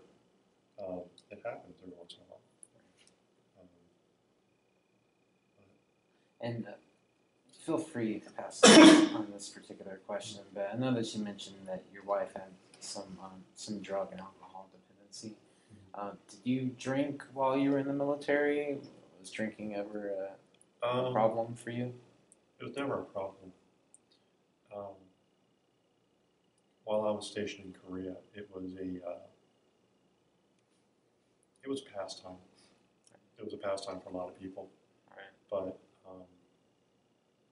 there were about 6 or 7 of us in Korea. This is in '97. That we developed this core little group where we basically you could drink, you could smoke Cuban cigars there legally. We kept each other out of trouble. We made sure everybody got back to the barracks okay. So it was never a problem. My first deployment, I started.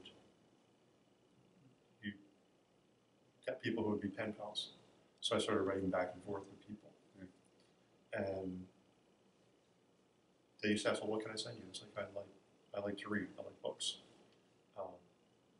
So one person, I can't remember her name. She meant well. Was working for Division G6 at the time. She sends me this box, this package. I open it up, and it's all these paperback books. And I go to move them, and she had stuck a fifth of vodka in there. And by this time, my marriage was spiraling, and it was hard. It was it's one of the things about service members is sometimes you get to the point where you're doing everything out of reflex. You get up in the morning, even though you are absolutely exhausted, you've given everything. The only thing you're going on is willpower. And I was in a very hard place, and that was like a decision point. And I actually had the common sense to turn around and give the box to my boss and tell him, you know, I can't accept this. He looks at it, he looks underneath, he sees, he goes, okay. And I don't know what he did. He walked out with the box. I guess there's an amnesty box somewhere where you can dump illegal stuff. Comes back later, gives me the box back with just the books in it. So, potentially could have, you know, it's, the opportunity has been there. But I've made some, on occasion I've made some good choices. Surprising as it can be. Is that what Yeah.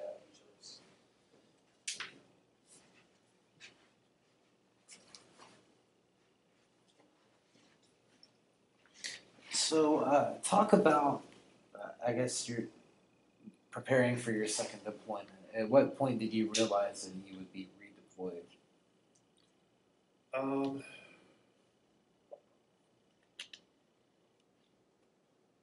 I actually left Fort Campbell,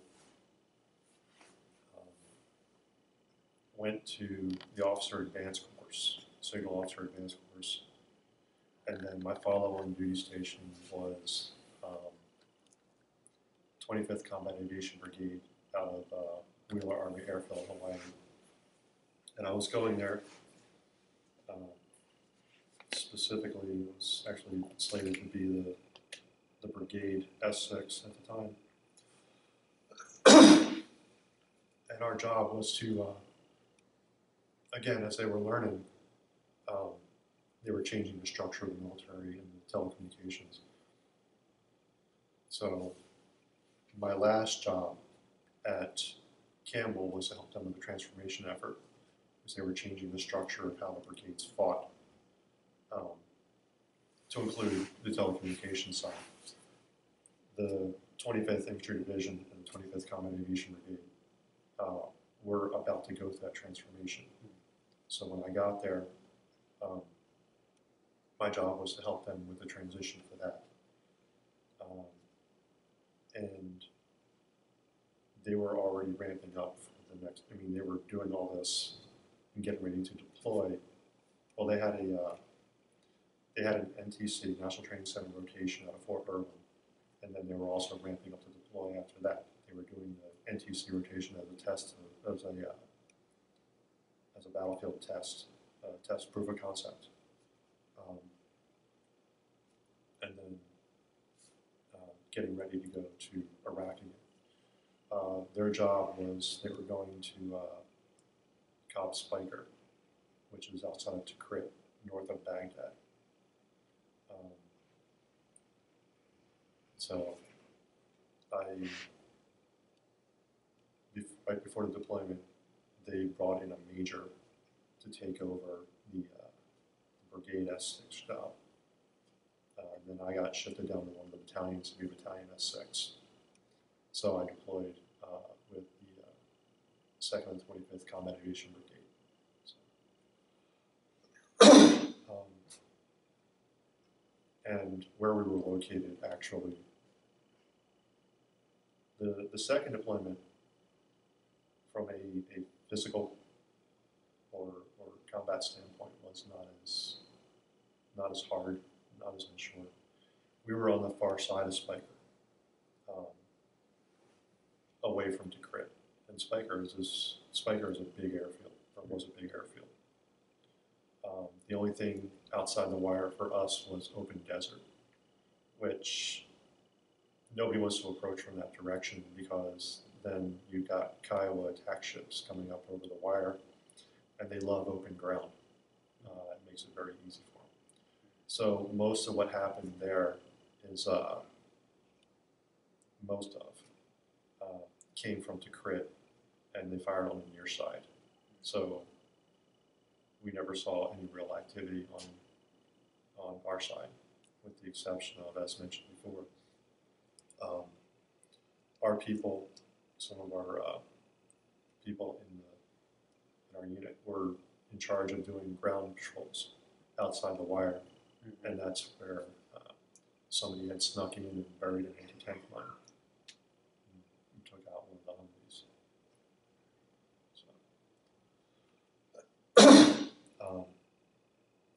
But by this point,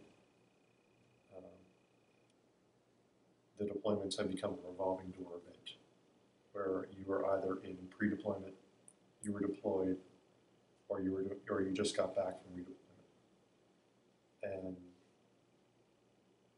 there wasn't much of a gap, or hardly any gap in time, between when you finished up redeployment before they considered putting you back into a pre-deployment. At what point did Bush declare the operation, the mission complete? That wasn't. I'm trying to recall. It was early, right? Like 04? I'm not entirely sure. There's a lot of. It's hard to pay attention to news stateside. I guess the reason why I was trying to get at that is that there's actually a lot of events from 2002, 2003 to. There's a lot of events over that decade. There's a lot of news that I missed, that I never. There were things back home that I never heard of. I never knew about or heard about, or maybe I heard about 6 or 8 months later, or whatever. There's a lot of things that I missed. I remember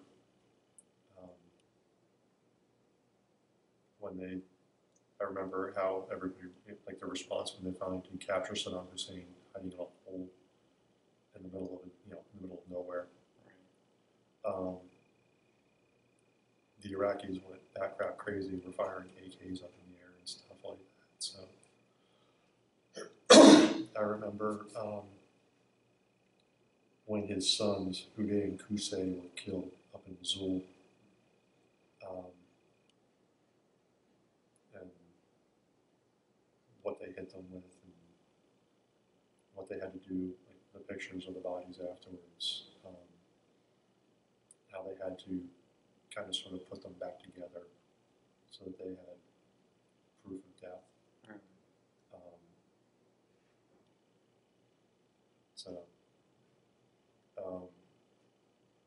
But like the political stuff back home, as much as it affected us, it didn't.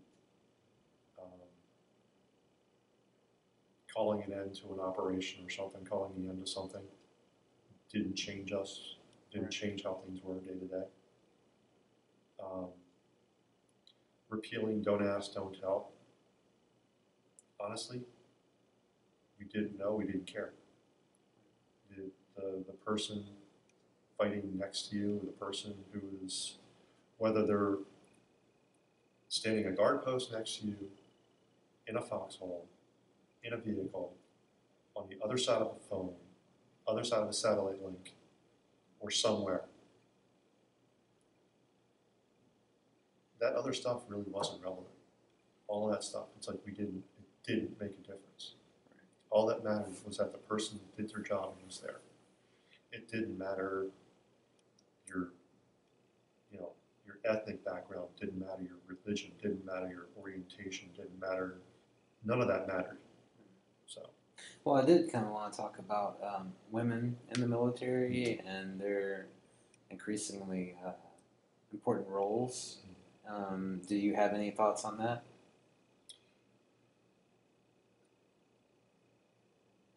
When I first joined, I was in combat arms, so it was all male. When I went to basic training, it was still separated, so it was all male. So I spent 8 years in an all-male environment. When I came back on active and I went over to Signal Corps, that's when I first had the opportunity to encounter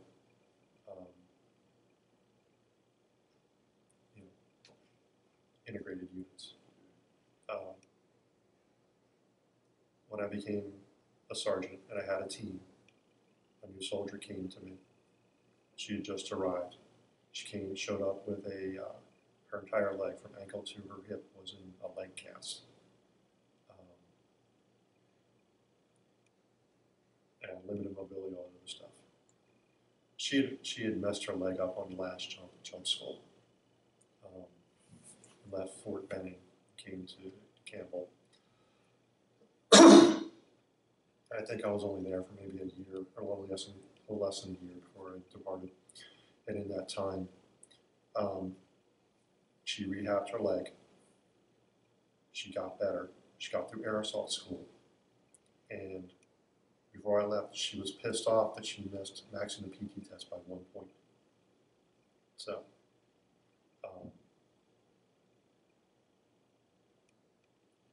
there is no, I mean, again, it goes back to, can you do your job? If you can do your job, it doesn't, nothing else matters. So, people who think otherwise, people who think that,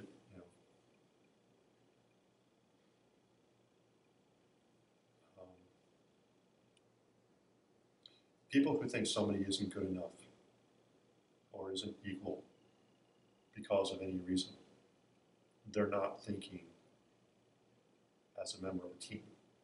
They're judging and thinking based on themselves.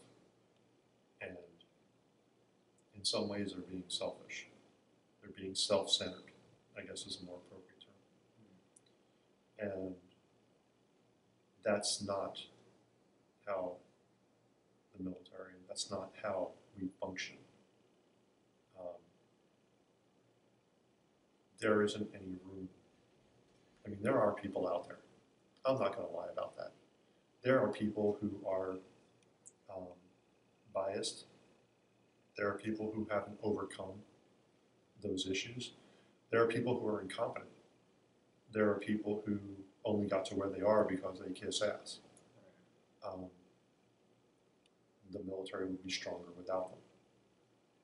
But if somebody thinks that they can function as part of a team and be self-centered,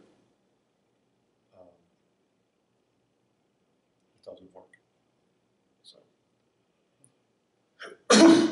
Thank you. How long were you deployed during your second? I mean, around about. You don't have to give me dates again, but. We were originally under orders to go for 12 months. The surge happened, and at month 9, when we were supposed to be starting to figure out how to transition stuff, we got orders saying we'll be there for another 6 months. So we got extended for 15 months. A year is hard enough. It's a very large piece of your life.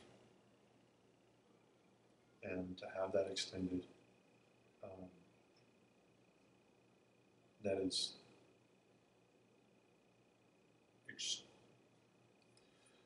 it's very hard. It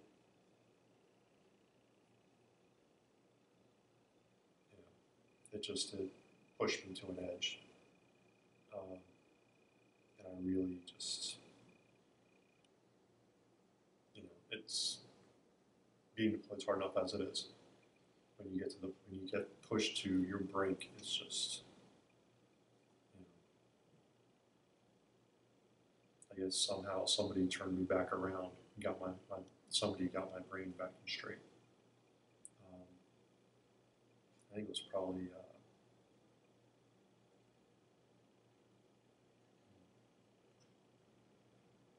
I'm not even sure who. I just know that somebody got me back from the edge. So I didn't want it being 15 months.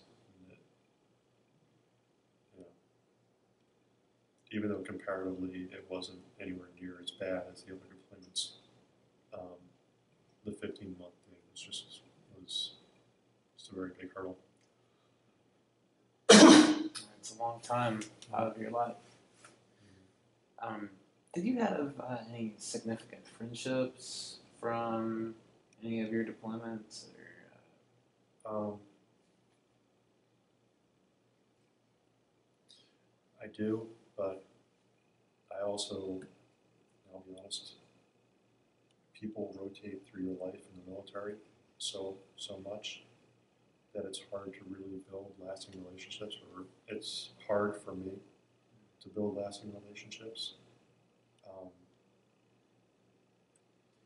It's a lot of people that, there's a lot that I can remember their names. There's a lot of people that I forget their names. I can't remember. There's some names that stand out. My last deployment, when I came back, I went downrange with a friend of mine, John Hussinger, and he's the one who's been on 6 deployments. When I got back and my second marriage crumbled, I got to the point I couldn't take it anymore, and I couldn't. I had to leave for her safety and mine. I couldn't stand her anymore, and I could not, like, the level of anger that I still feel. I threw stuff into a garbage bag, threw it in my car, and I just left. I didn't know where I was going.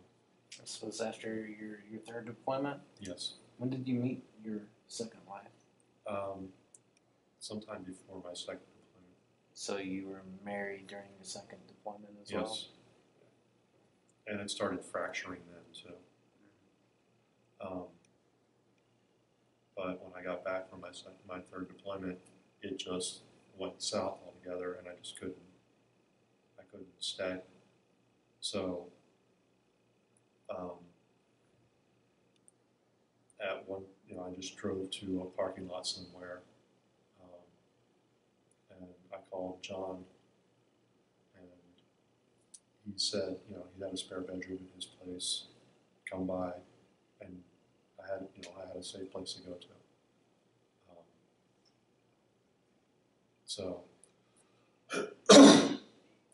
it just, and he didn't ask questions. He didn't, and all we did was we'd sit around. After work, we'd sit around. We'd have a few drinks, make food, and watch MASH.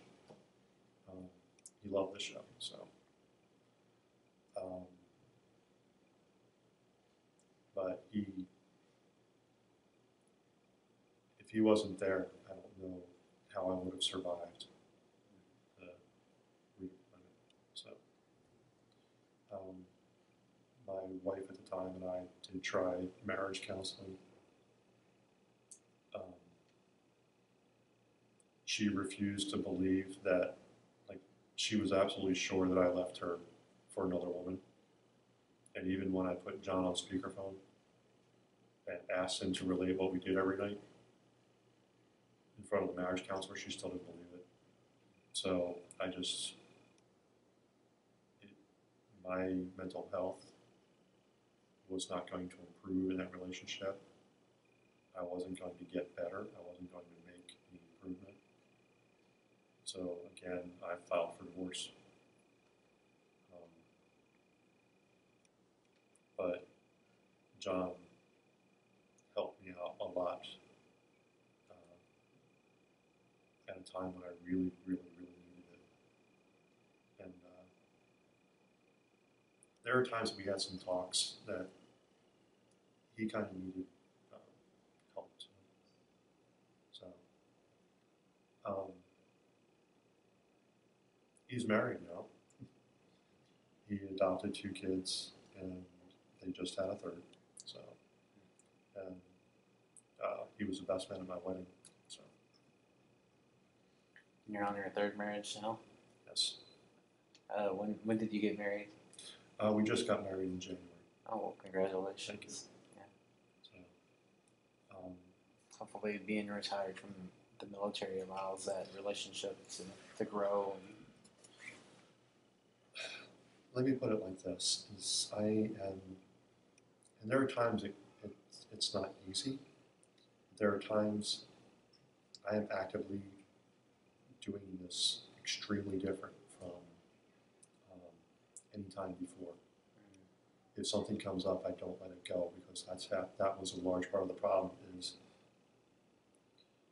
things would just build and build and build and would fester until it all came out.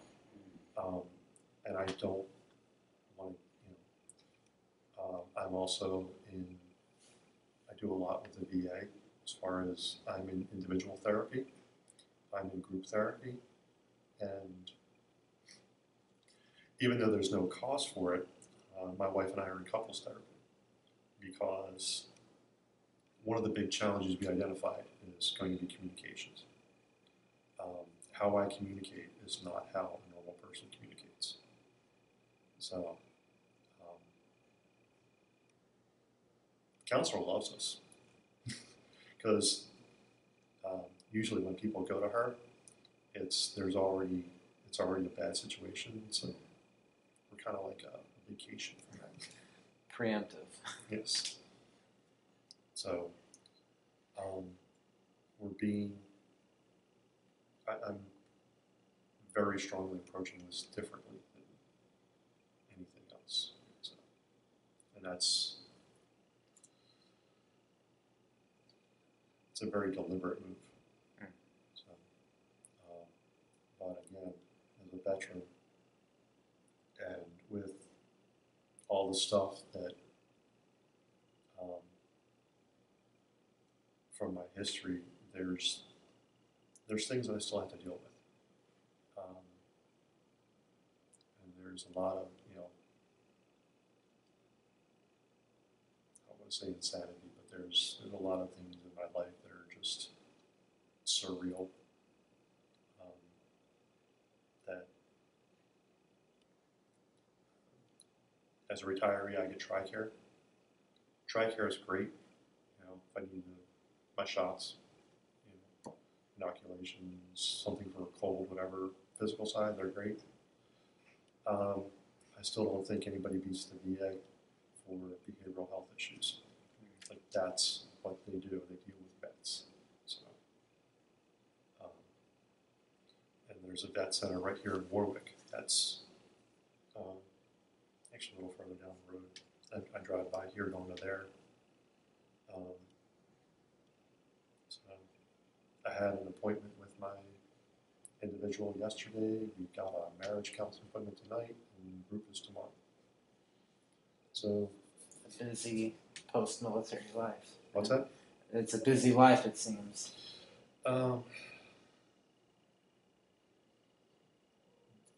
It's disconcerting at times because you get used to everything all at once, an unending list of everything that needs to get done. To there's a couple different aspects. One of them is now that there's no imperative. If I decide that I don't feel like doing something today, and I put it off till tomorrow, the world doesn't come to an end. There isn't a negative consequence to taking time and not doing anything. Intentionally not doing anything. Going, I could go a week without doing anything at all, and really it doesn't matter. And that's a different mindset. It's hard to adjust to. The other thing that I realized in combat, there's a couple of realizations that I've been coming across. In combat is not a non-stop firefight or an artillery barrage or the CRAM alarms. I don't know what CRAM sounds. I don't know what it stands for. You have to look it up. It's a phalanx gun mounted on a hill with a radar system that shoots incoming rounds.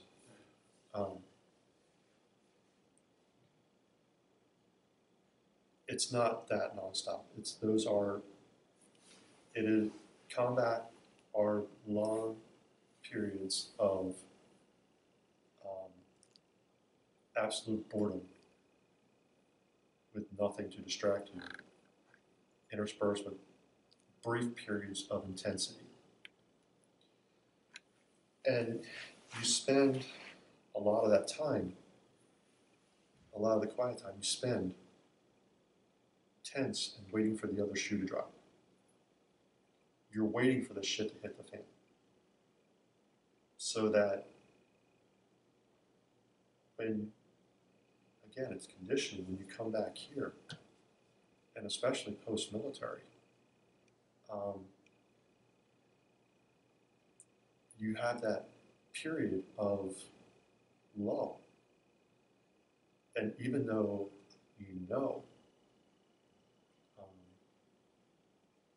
you're still waiting for the other shoe to drop. You're waiting for that moment of intensity, even though it doesn't exist. So, and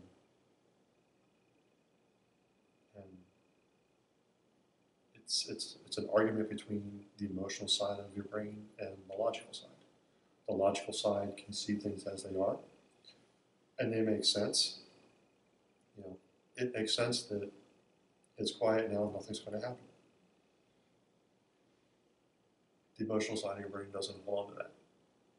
It stays tense, waiting for that, waiting for the attack, waiting for the alarm, waiting for something. And a lot of it gets conditioned into you, and it's hard to let go.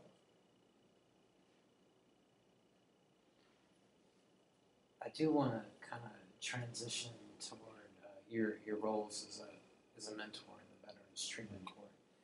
How do you see those issues that you've dealt with very personally affecting other people who are struggling to adjust to a peaceful society in which they find themselves in the criminal justice system? Do you see those as connected? Going back to my first trip to Iraq, when I mentioned about the box of books, and everything that went through my mind when I saw Iraq, it was a decision point. And it's all it is you hit these points in your life,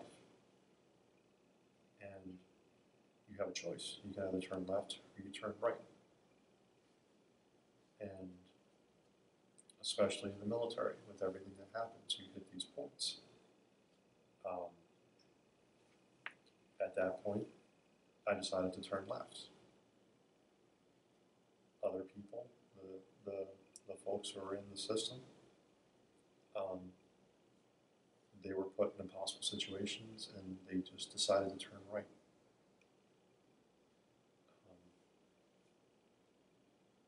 And it's not like something they intentionally chose. They did, but they didn't. I mean, not everybody is going to make straight and narrow decisions. When I was a company commander and a detachment commander, if everybody made right decisions, I wouldn't have a job. My job was to deal with the 5% of the populace that chose wrong. And I've had soldiers over the course of my career that they chose wrong. And for a lot of them, it wasn't the end of the world. It was just letting them know that's not the end. You made a mistake. Accept responsibility for it. You put yourself into a hole. You have a choice. You can either climb out or you can dig deeper. And in all the cases, climbing out by far is not the easiest path to choose. But if you can get them to get in touch with the core values that made them a soldier to start with, you can help them climb out. And in some cases, in a lot of cases, what I do as a mentor is just just to be with that soldier in court. It's nerve-wracking enough being there. It's hard enough when you have to sit and wait until your name gets called. For the most part, you know, pretty much everybody, all they're doing is they're trying to develop a treatment plan specific to the individual and their needs and their situation. And if they get them, once they sync them up with the right treatment plan and they get them to there, going to the various treatments that they need, they see what they need. That part becomes easier and easier. It doesn't make it easy, but it starts to make sense. That still doesn't mean that sitting there in court, waiting for, just sitting there waiting, it doesn't make it, that's just, it can be very nerve-wracking. And even if it's just to sit there with them and create a distraction, especially when they're called close to last, that gets very frustrating. Because there is no, like the judge has an order, but it's not alphabetical, there's no predictability to it. So you have to be there when court starts. You got to be there before the judge walks out, because you can be called first, you never know. Or you can be called last. So you sit there the whole time and you don't know. So at the very least, even just trying to provide a little bit of distraction to them, or just to keep them relaxed in an otherwise tense environment. If that's all I end up doing, that's still helpful. Where did your interest in helping other veterans come from?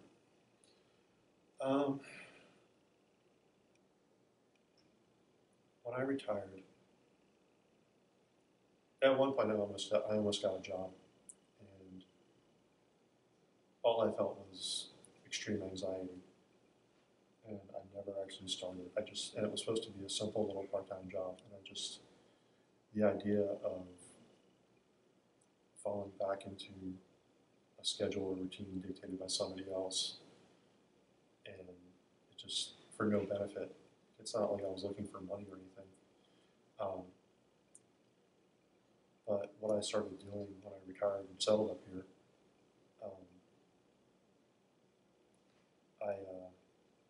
I started doing volunteer work.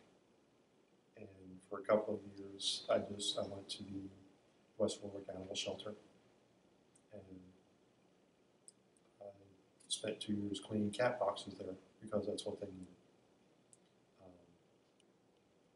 You can only do it for, you can only do a certain volunteer work for so long before you start to get burned out. So I stopped there. Tried doing volunteer work at Miriam Hospital, and it really wasn't, it just didn't really fit well with me for some reason. So, but I tried that. And then my father-in-law is actually retired from the Rhode Island Army National Guard. He has connections here, and he knew of Bill Babcock and knew about that. So, and he knew I was looking for something else to do volunteer work in. For me, I could sit at home 7 days a week and do absolutely nothing. But if I have time, I'd rather spend it doing, if I'm going to do something, I'm going to do volunteer work. Mm-hmm. So he connected me with Bill Babcock. And I sat in on a court session just to observe, talk to him afterwards, and started helping them out, or started doing volunteer work, mentoring with them. If I stayed at home and did nothing, I'd drive myself crazy, and I'd rather get satisfaction from doing volunteer work than trying to get a job making money for something or that I don't need, or doing nothing at all. So in a sense, then you were helping other people, it's helping yourself. Mm-hmm. How long have you been a mentor? Actually, not that long. Maybe about a year and a half.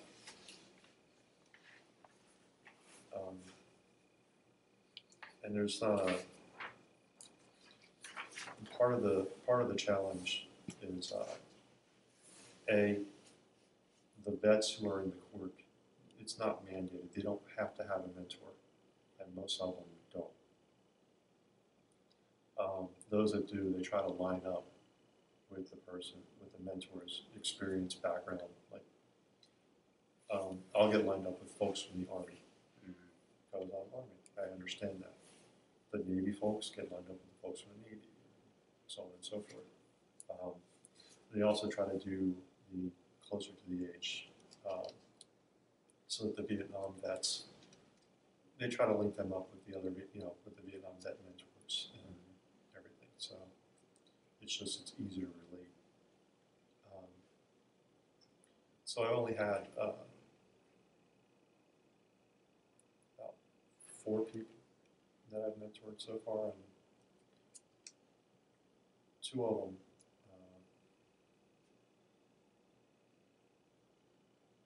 actually 3 people, and then 2 of them, one opted out of the system because his charge was so minor. Like, it wasn't DUI related, it wasn't drug related, it wasn't anything. But what was the program is not short, it is very intensive. So what the program was asking of him in relation to what his actual charge was disproportionate. He made an informed decision to just go back to regular court. It was maybe a minor property damage misdemeanor or something. So he opted out to go back to regular court. The other person that I mentored, he started out really well, and he did really well in the system, and then something happened, and he turned south really quick, and he started making very bad decisions, and he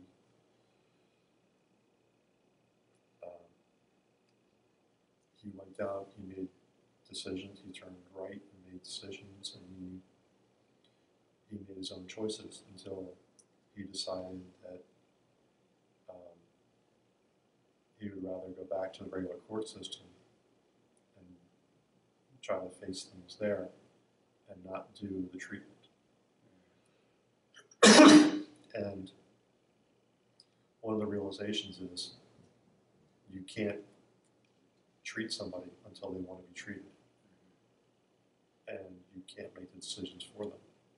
If they decide that they want to continue where they are with the life choices that they've made, you can't change their mind. So, and then the third one I have, he's a good kid. He's still a little young, but he's getting close to the end of his time at the Veterans Treatment Court. So, not sure when, but he'll probably be graduating sometime. If he doesn't make any stupid choices, he should be graduating. Or any more stupid choices. He's made some dumb choices while he's been here. So, but a lot of them do. Not, the people who come into the system, they're not perfect. They make, they get into treatment programs and they make mistakes. It happens. You don't expect anybody to be perfect in the system. So. What do you think makes a good mentor?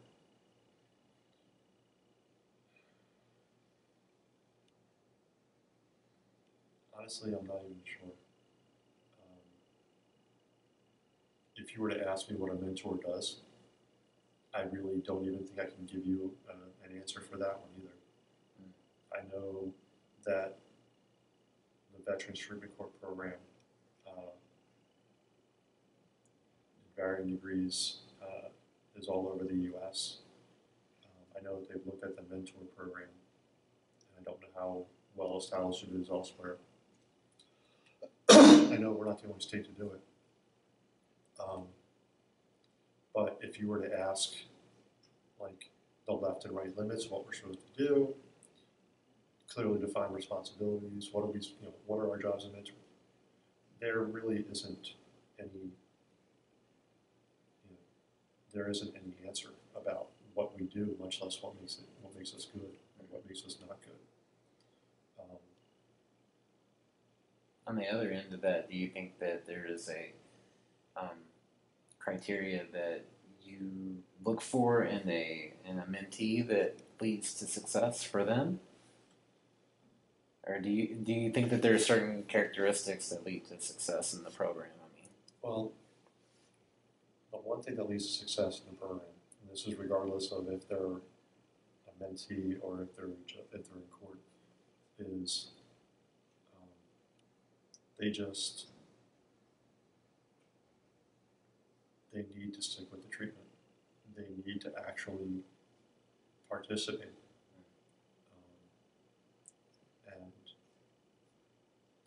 And as they progress through the system, as they move through treatment, when they first start into the Veterans Treatment Court, the responsibilities and requirements of them, there's a lot, and it's very hard.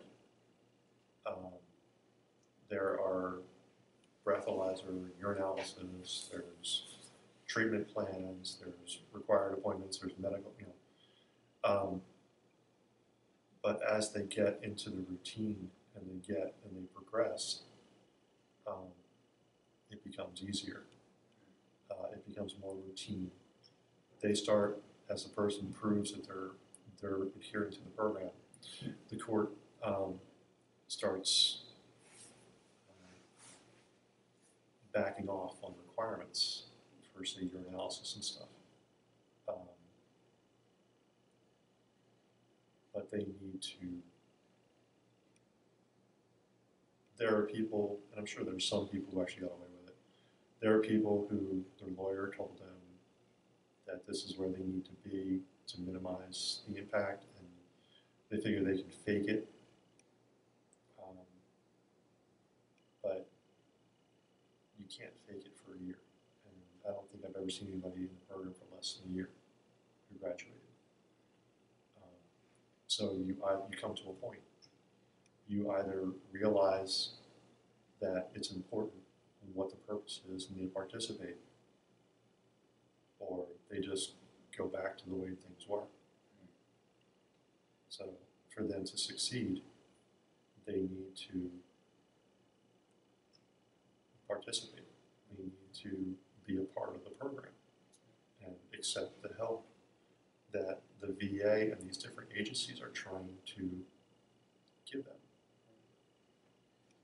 if it were up to you, is there anything that you would improve?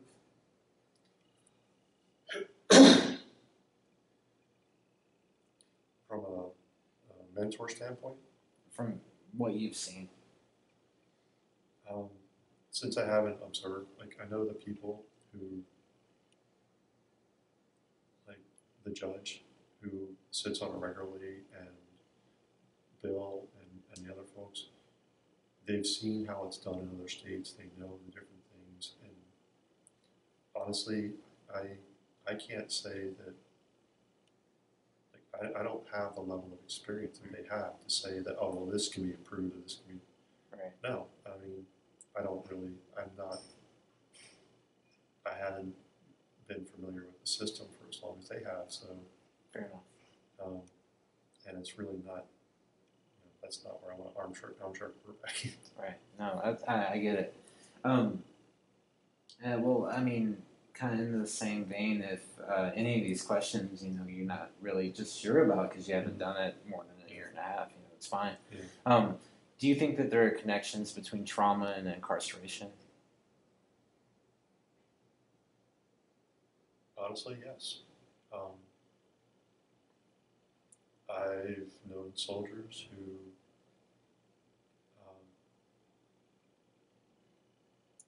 self-medicate with alcohol. And not that they've gotten into trouble with it, but their use was definitely above normal.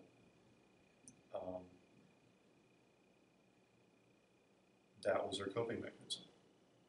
It's either you you make an unhealthy choice just to be able to sleep through the night, or you go crazy. You, and I'm not advocating the unhealthy choice, but there's, for some of the stuff that these individuals are dealing with, there is no option of doing nothing. You don't just turn it off. The stuff in the back of your head, the stuff that you, when you're in a combat zone, the definition of crazy and normal becomes extremely blurred. There's stuff that you put away that if you were to ever do it in the normal world would be considered, I don't want to say sick or twisted or whatever, but there are things that you bury and you stick away and you forget about until something brings it back. My second deployment, and this came back, I was watching TV. My second deployment, I remembered when we first got there, the commander would say, okay, everybody line up, we're going to get headshots of you guys. And the purpose was, I guess they ran into a problem before where they had a helicopter crash and somebody killed in combat. And they didn't have photos of the people for the memorial service. So this commander, and it seems perfectly normal at the time, in the environment and in that exact moment, had us take pictures for our own funerals, just so they had it on hand. You think about that in a normal context here. You know, most people wouldn't consider posing for their own funeral pic, for a picture for the memorial service. That's, you know, a level of insane. And you have these thoughts and incidents and events, and you don't have the luxury of saying time out. So you just shove it back and shove it away. So when these soldiers come back, when these service members come back, they this stuff that they buried, you know, all this stuff that gets put away, you can't. It's still there, and you've got to find ways to let the pressure out a little at a time. You can't vent it all at once. There's no way, and there's so much stuff. Some people find healthy ways to do it. Some people find someone to talk to, or people to talk to, or some way to go through it. Some people make poor life choices because that's how they cope.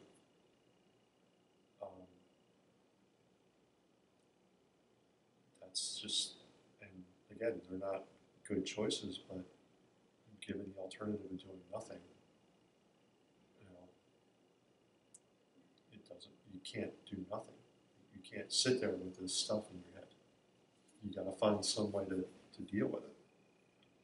And that's where a lot of these individuals, they start going down the path to doing things that, because that's the only way that they can dull or minimize what's going on in their head. Do you think, given all that prison could rehabilitate someone who's dealing with that?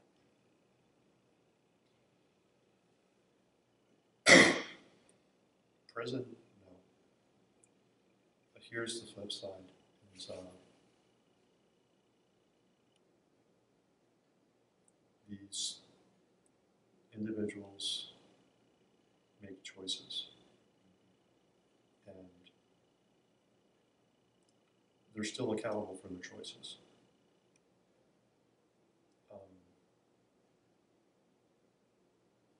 Their history, their experience, their background as a vet is a causative factor,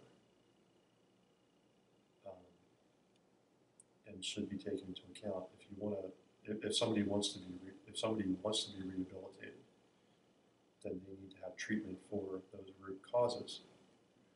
That does not, it's a contributing factor, but that does not absolve them of the decisions that they made.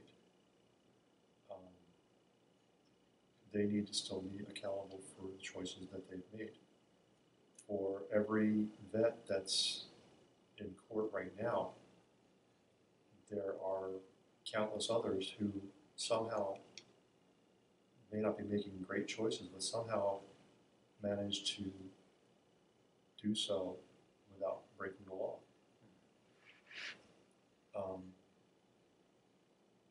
And that's part of the rehabilitative process, is being accountable for your actions.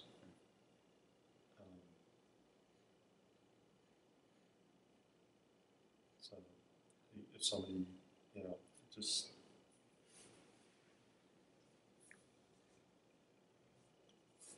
as far as prison having programs for rehabilitation specific to our veterans' needs, I don't know. I don't know what programs they have. I know that they have AA and NA groups in jail. Right. I'm assuming that they have generically therapeutic groups like that. Right. But I guess like the idea of confinement and incarceration as a punishment for someone who's dealing with, for example, PTSD seems doesn't seem like it would help. But I think you answered the question. No, but prison is not supposed to be a rehabilitation. In that sense, prison is supposed to be the response to the crime they committed. And even though PTSD is a factor which would hopefully be taken into account at sentencing, that does not, again, what happens, what the person is dealing with, doesn't absolve them of the crimes they committed, the same way that somebody who was abused or something, anything like that, doesn't absolve them of the decision they make. And again, for everybody who makes the bad choice with PTSD, there's how many out there who have PTSD who didn't.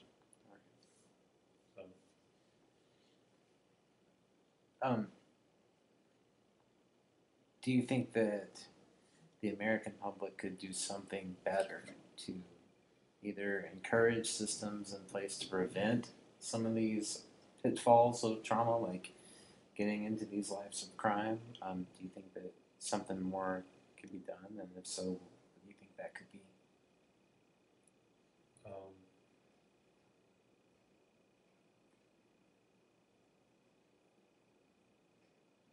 Acknowledging that deployments are, and I think I mentioned to you this previously, if you look at the scale of number of people who go to one deployment, the amount of people who, the percentage that require some sort of mental health intervention versus 2 versus 3 versus more, the numbers go up exponentially. Preemptive to people that were actually getting into the court system before they make those bad choices. And they've tried to some degree, and I don't know where they stand now. I've been out of the military for a few years now. During redeployment and post-deployment periods, and then post-military through the VA, treatment plans or something to help help people adjust to and work through the stuff that they've encountered, the stuff they've had to deal with, the stuff they've seen or dealt with, did.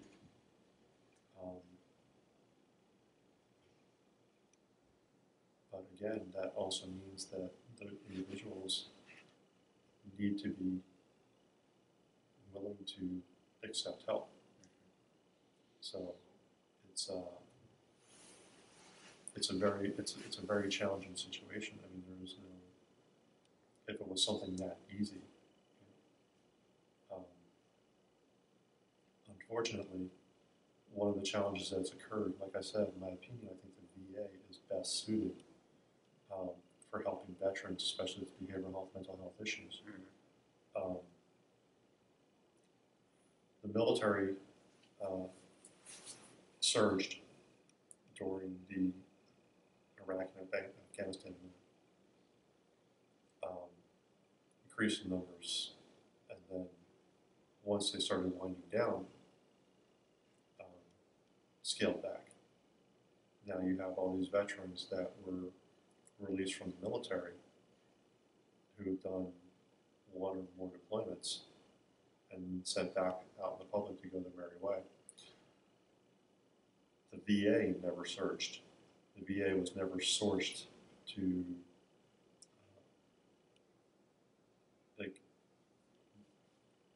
they're able, the military was able to surge their numbers for a specific purpose, time period, mission, whatever.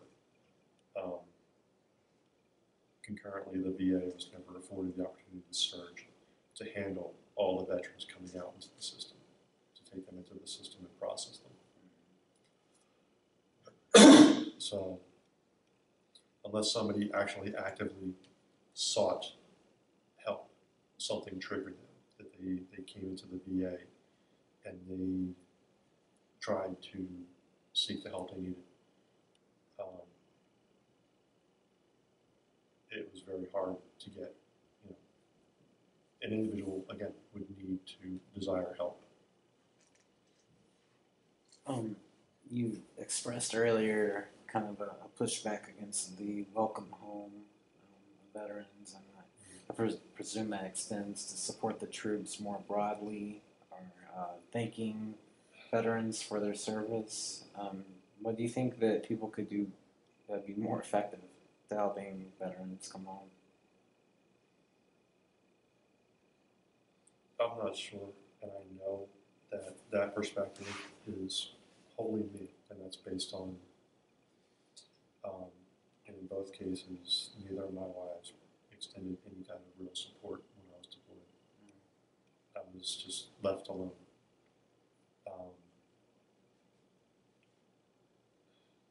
Do you have any negative feelings whenever someone thanks you for your service?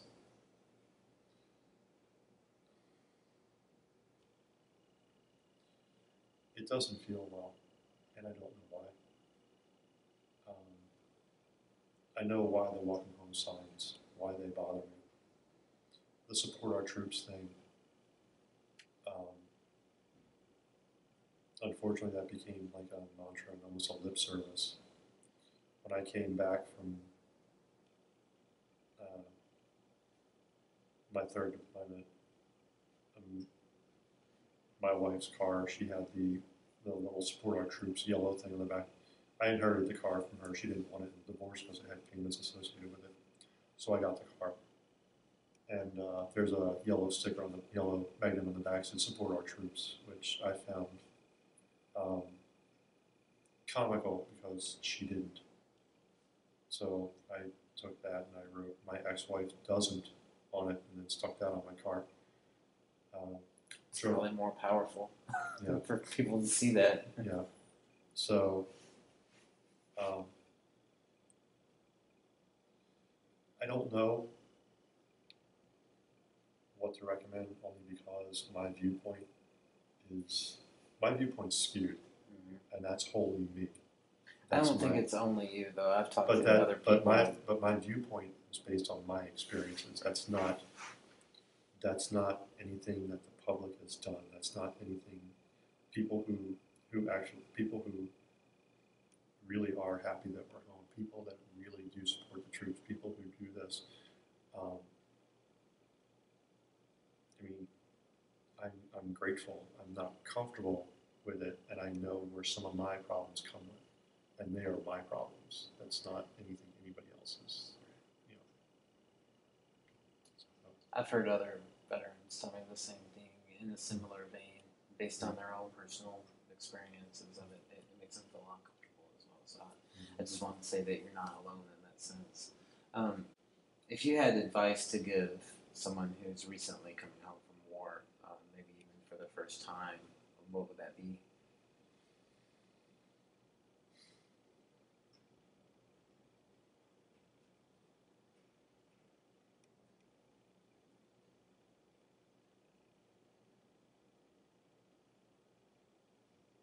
I can't say for sure, but especially the more deployments they go on, somehow, somewhere, they're going to have to talk to somebody.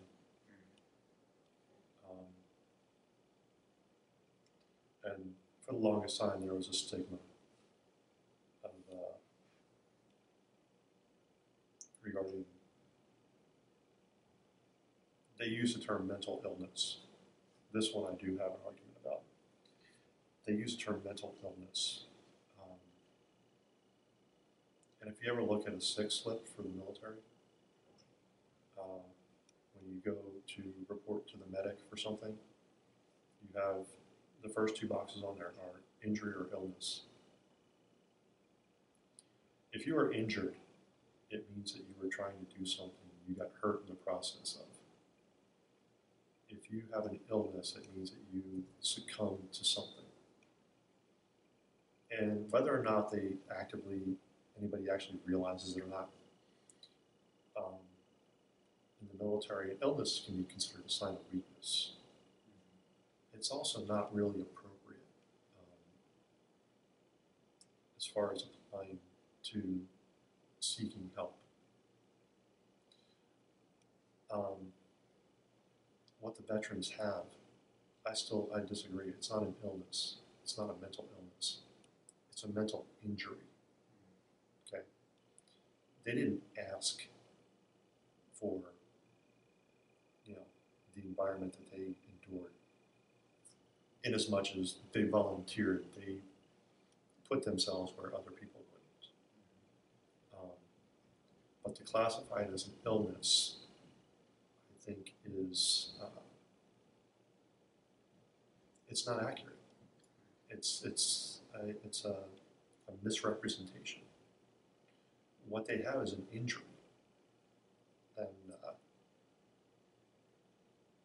like if you were to go out to an average regular military base and you do soldiers who are ill, I've got a cold. I'm not going to go sick off of that. It's an illness. I'm not going to just suck it up and push through it. I have an injury. I hurt my ankle running. I'm going to go because I can't, it's like if this is something that came about and I started thinking about it, made more and more sense. If they made a distinction and they were very clear about illness versus injury, and they classified this as an injury and not a mental illness, a mental injury, it is so much easier to convince somebody to seek help if they're injured versus if they're ill. And it's not even something most of these people have grown up with. It's not a pre-existing condition. It's not something. This is conditioning, situation superimposed that otherwise they never would have encountered in their life. This is something that they received in combat. So it's an injury. So. That's a really poignant observation. I completely see that. So I have a few questions. We're going to start binding down. Okay. Before I get to those, is there anything throughout the course of this interview that you wanted to talk about that I haven't asked or that you didn't have the chance to talk about? Not specifically. as I recall things, and there's so much stuff, but I spent 39 months deployed. So there's always stuff. There's always something. There's always, but I mean, no, there's really, I mean, you can go on, and there's no way to cover it all. So. I tend to ask this question to veterans, specifically combat veterans, and it's a two-part question. So if you'll forgive my long-windedness, what are the best and the worst aspects of humanity that you've personally experienced or witnessed?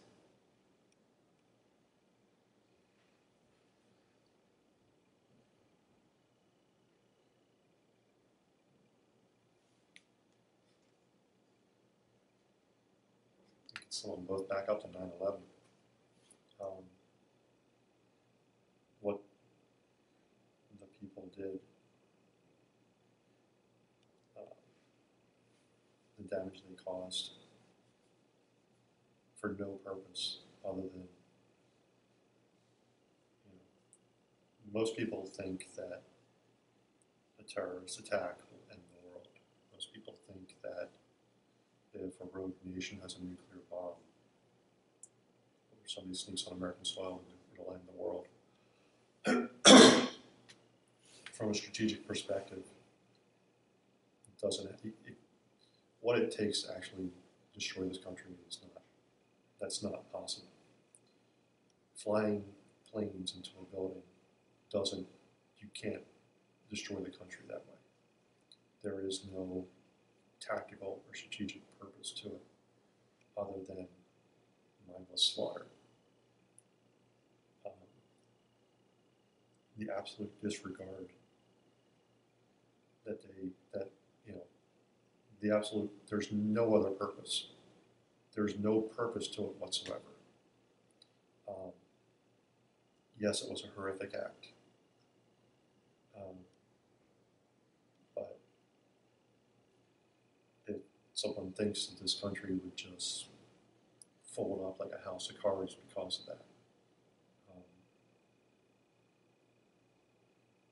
so that's not going to happen. And the good is the fact that we didn't.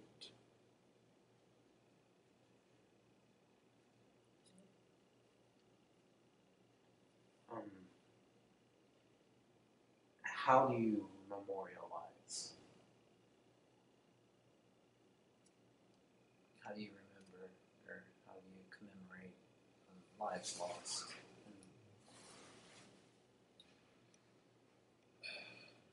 Right now, as I said, I'm trying to remember things that occurred, how they occurred, when and where they occurred, because you don't, when you're in it, you're not trying to remember it. And you're not trying to document it, and you're not trying to keep track of it. If anything, at the time, you want to forget it. You don't want to remember the heat, the sandstorms, the sulfur fire, the burning stuff, the smells, the blown up shit, everything. Like, you don't want to remember it. But at a certain point in time, I need to get it out of my head. I need to put it in some order because it's all jumbled in there.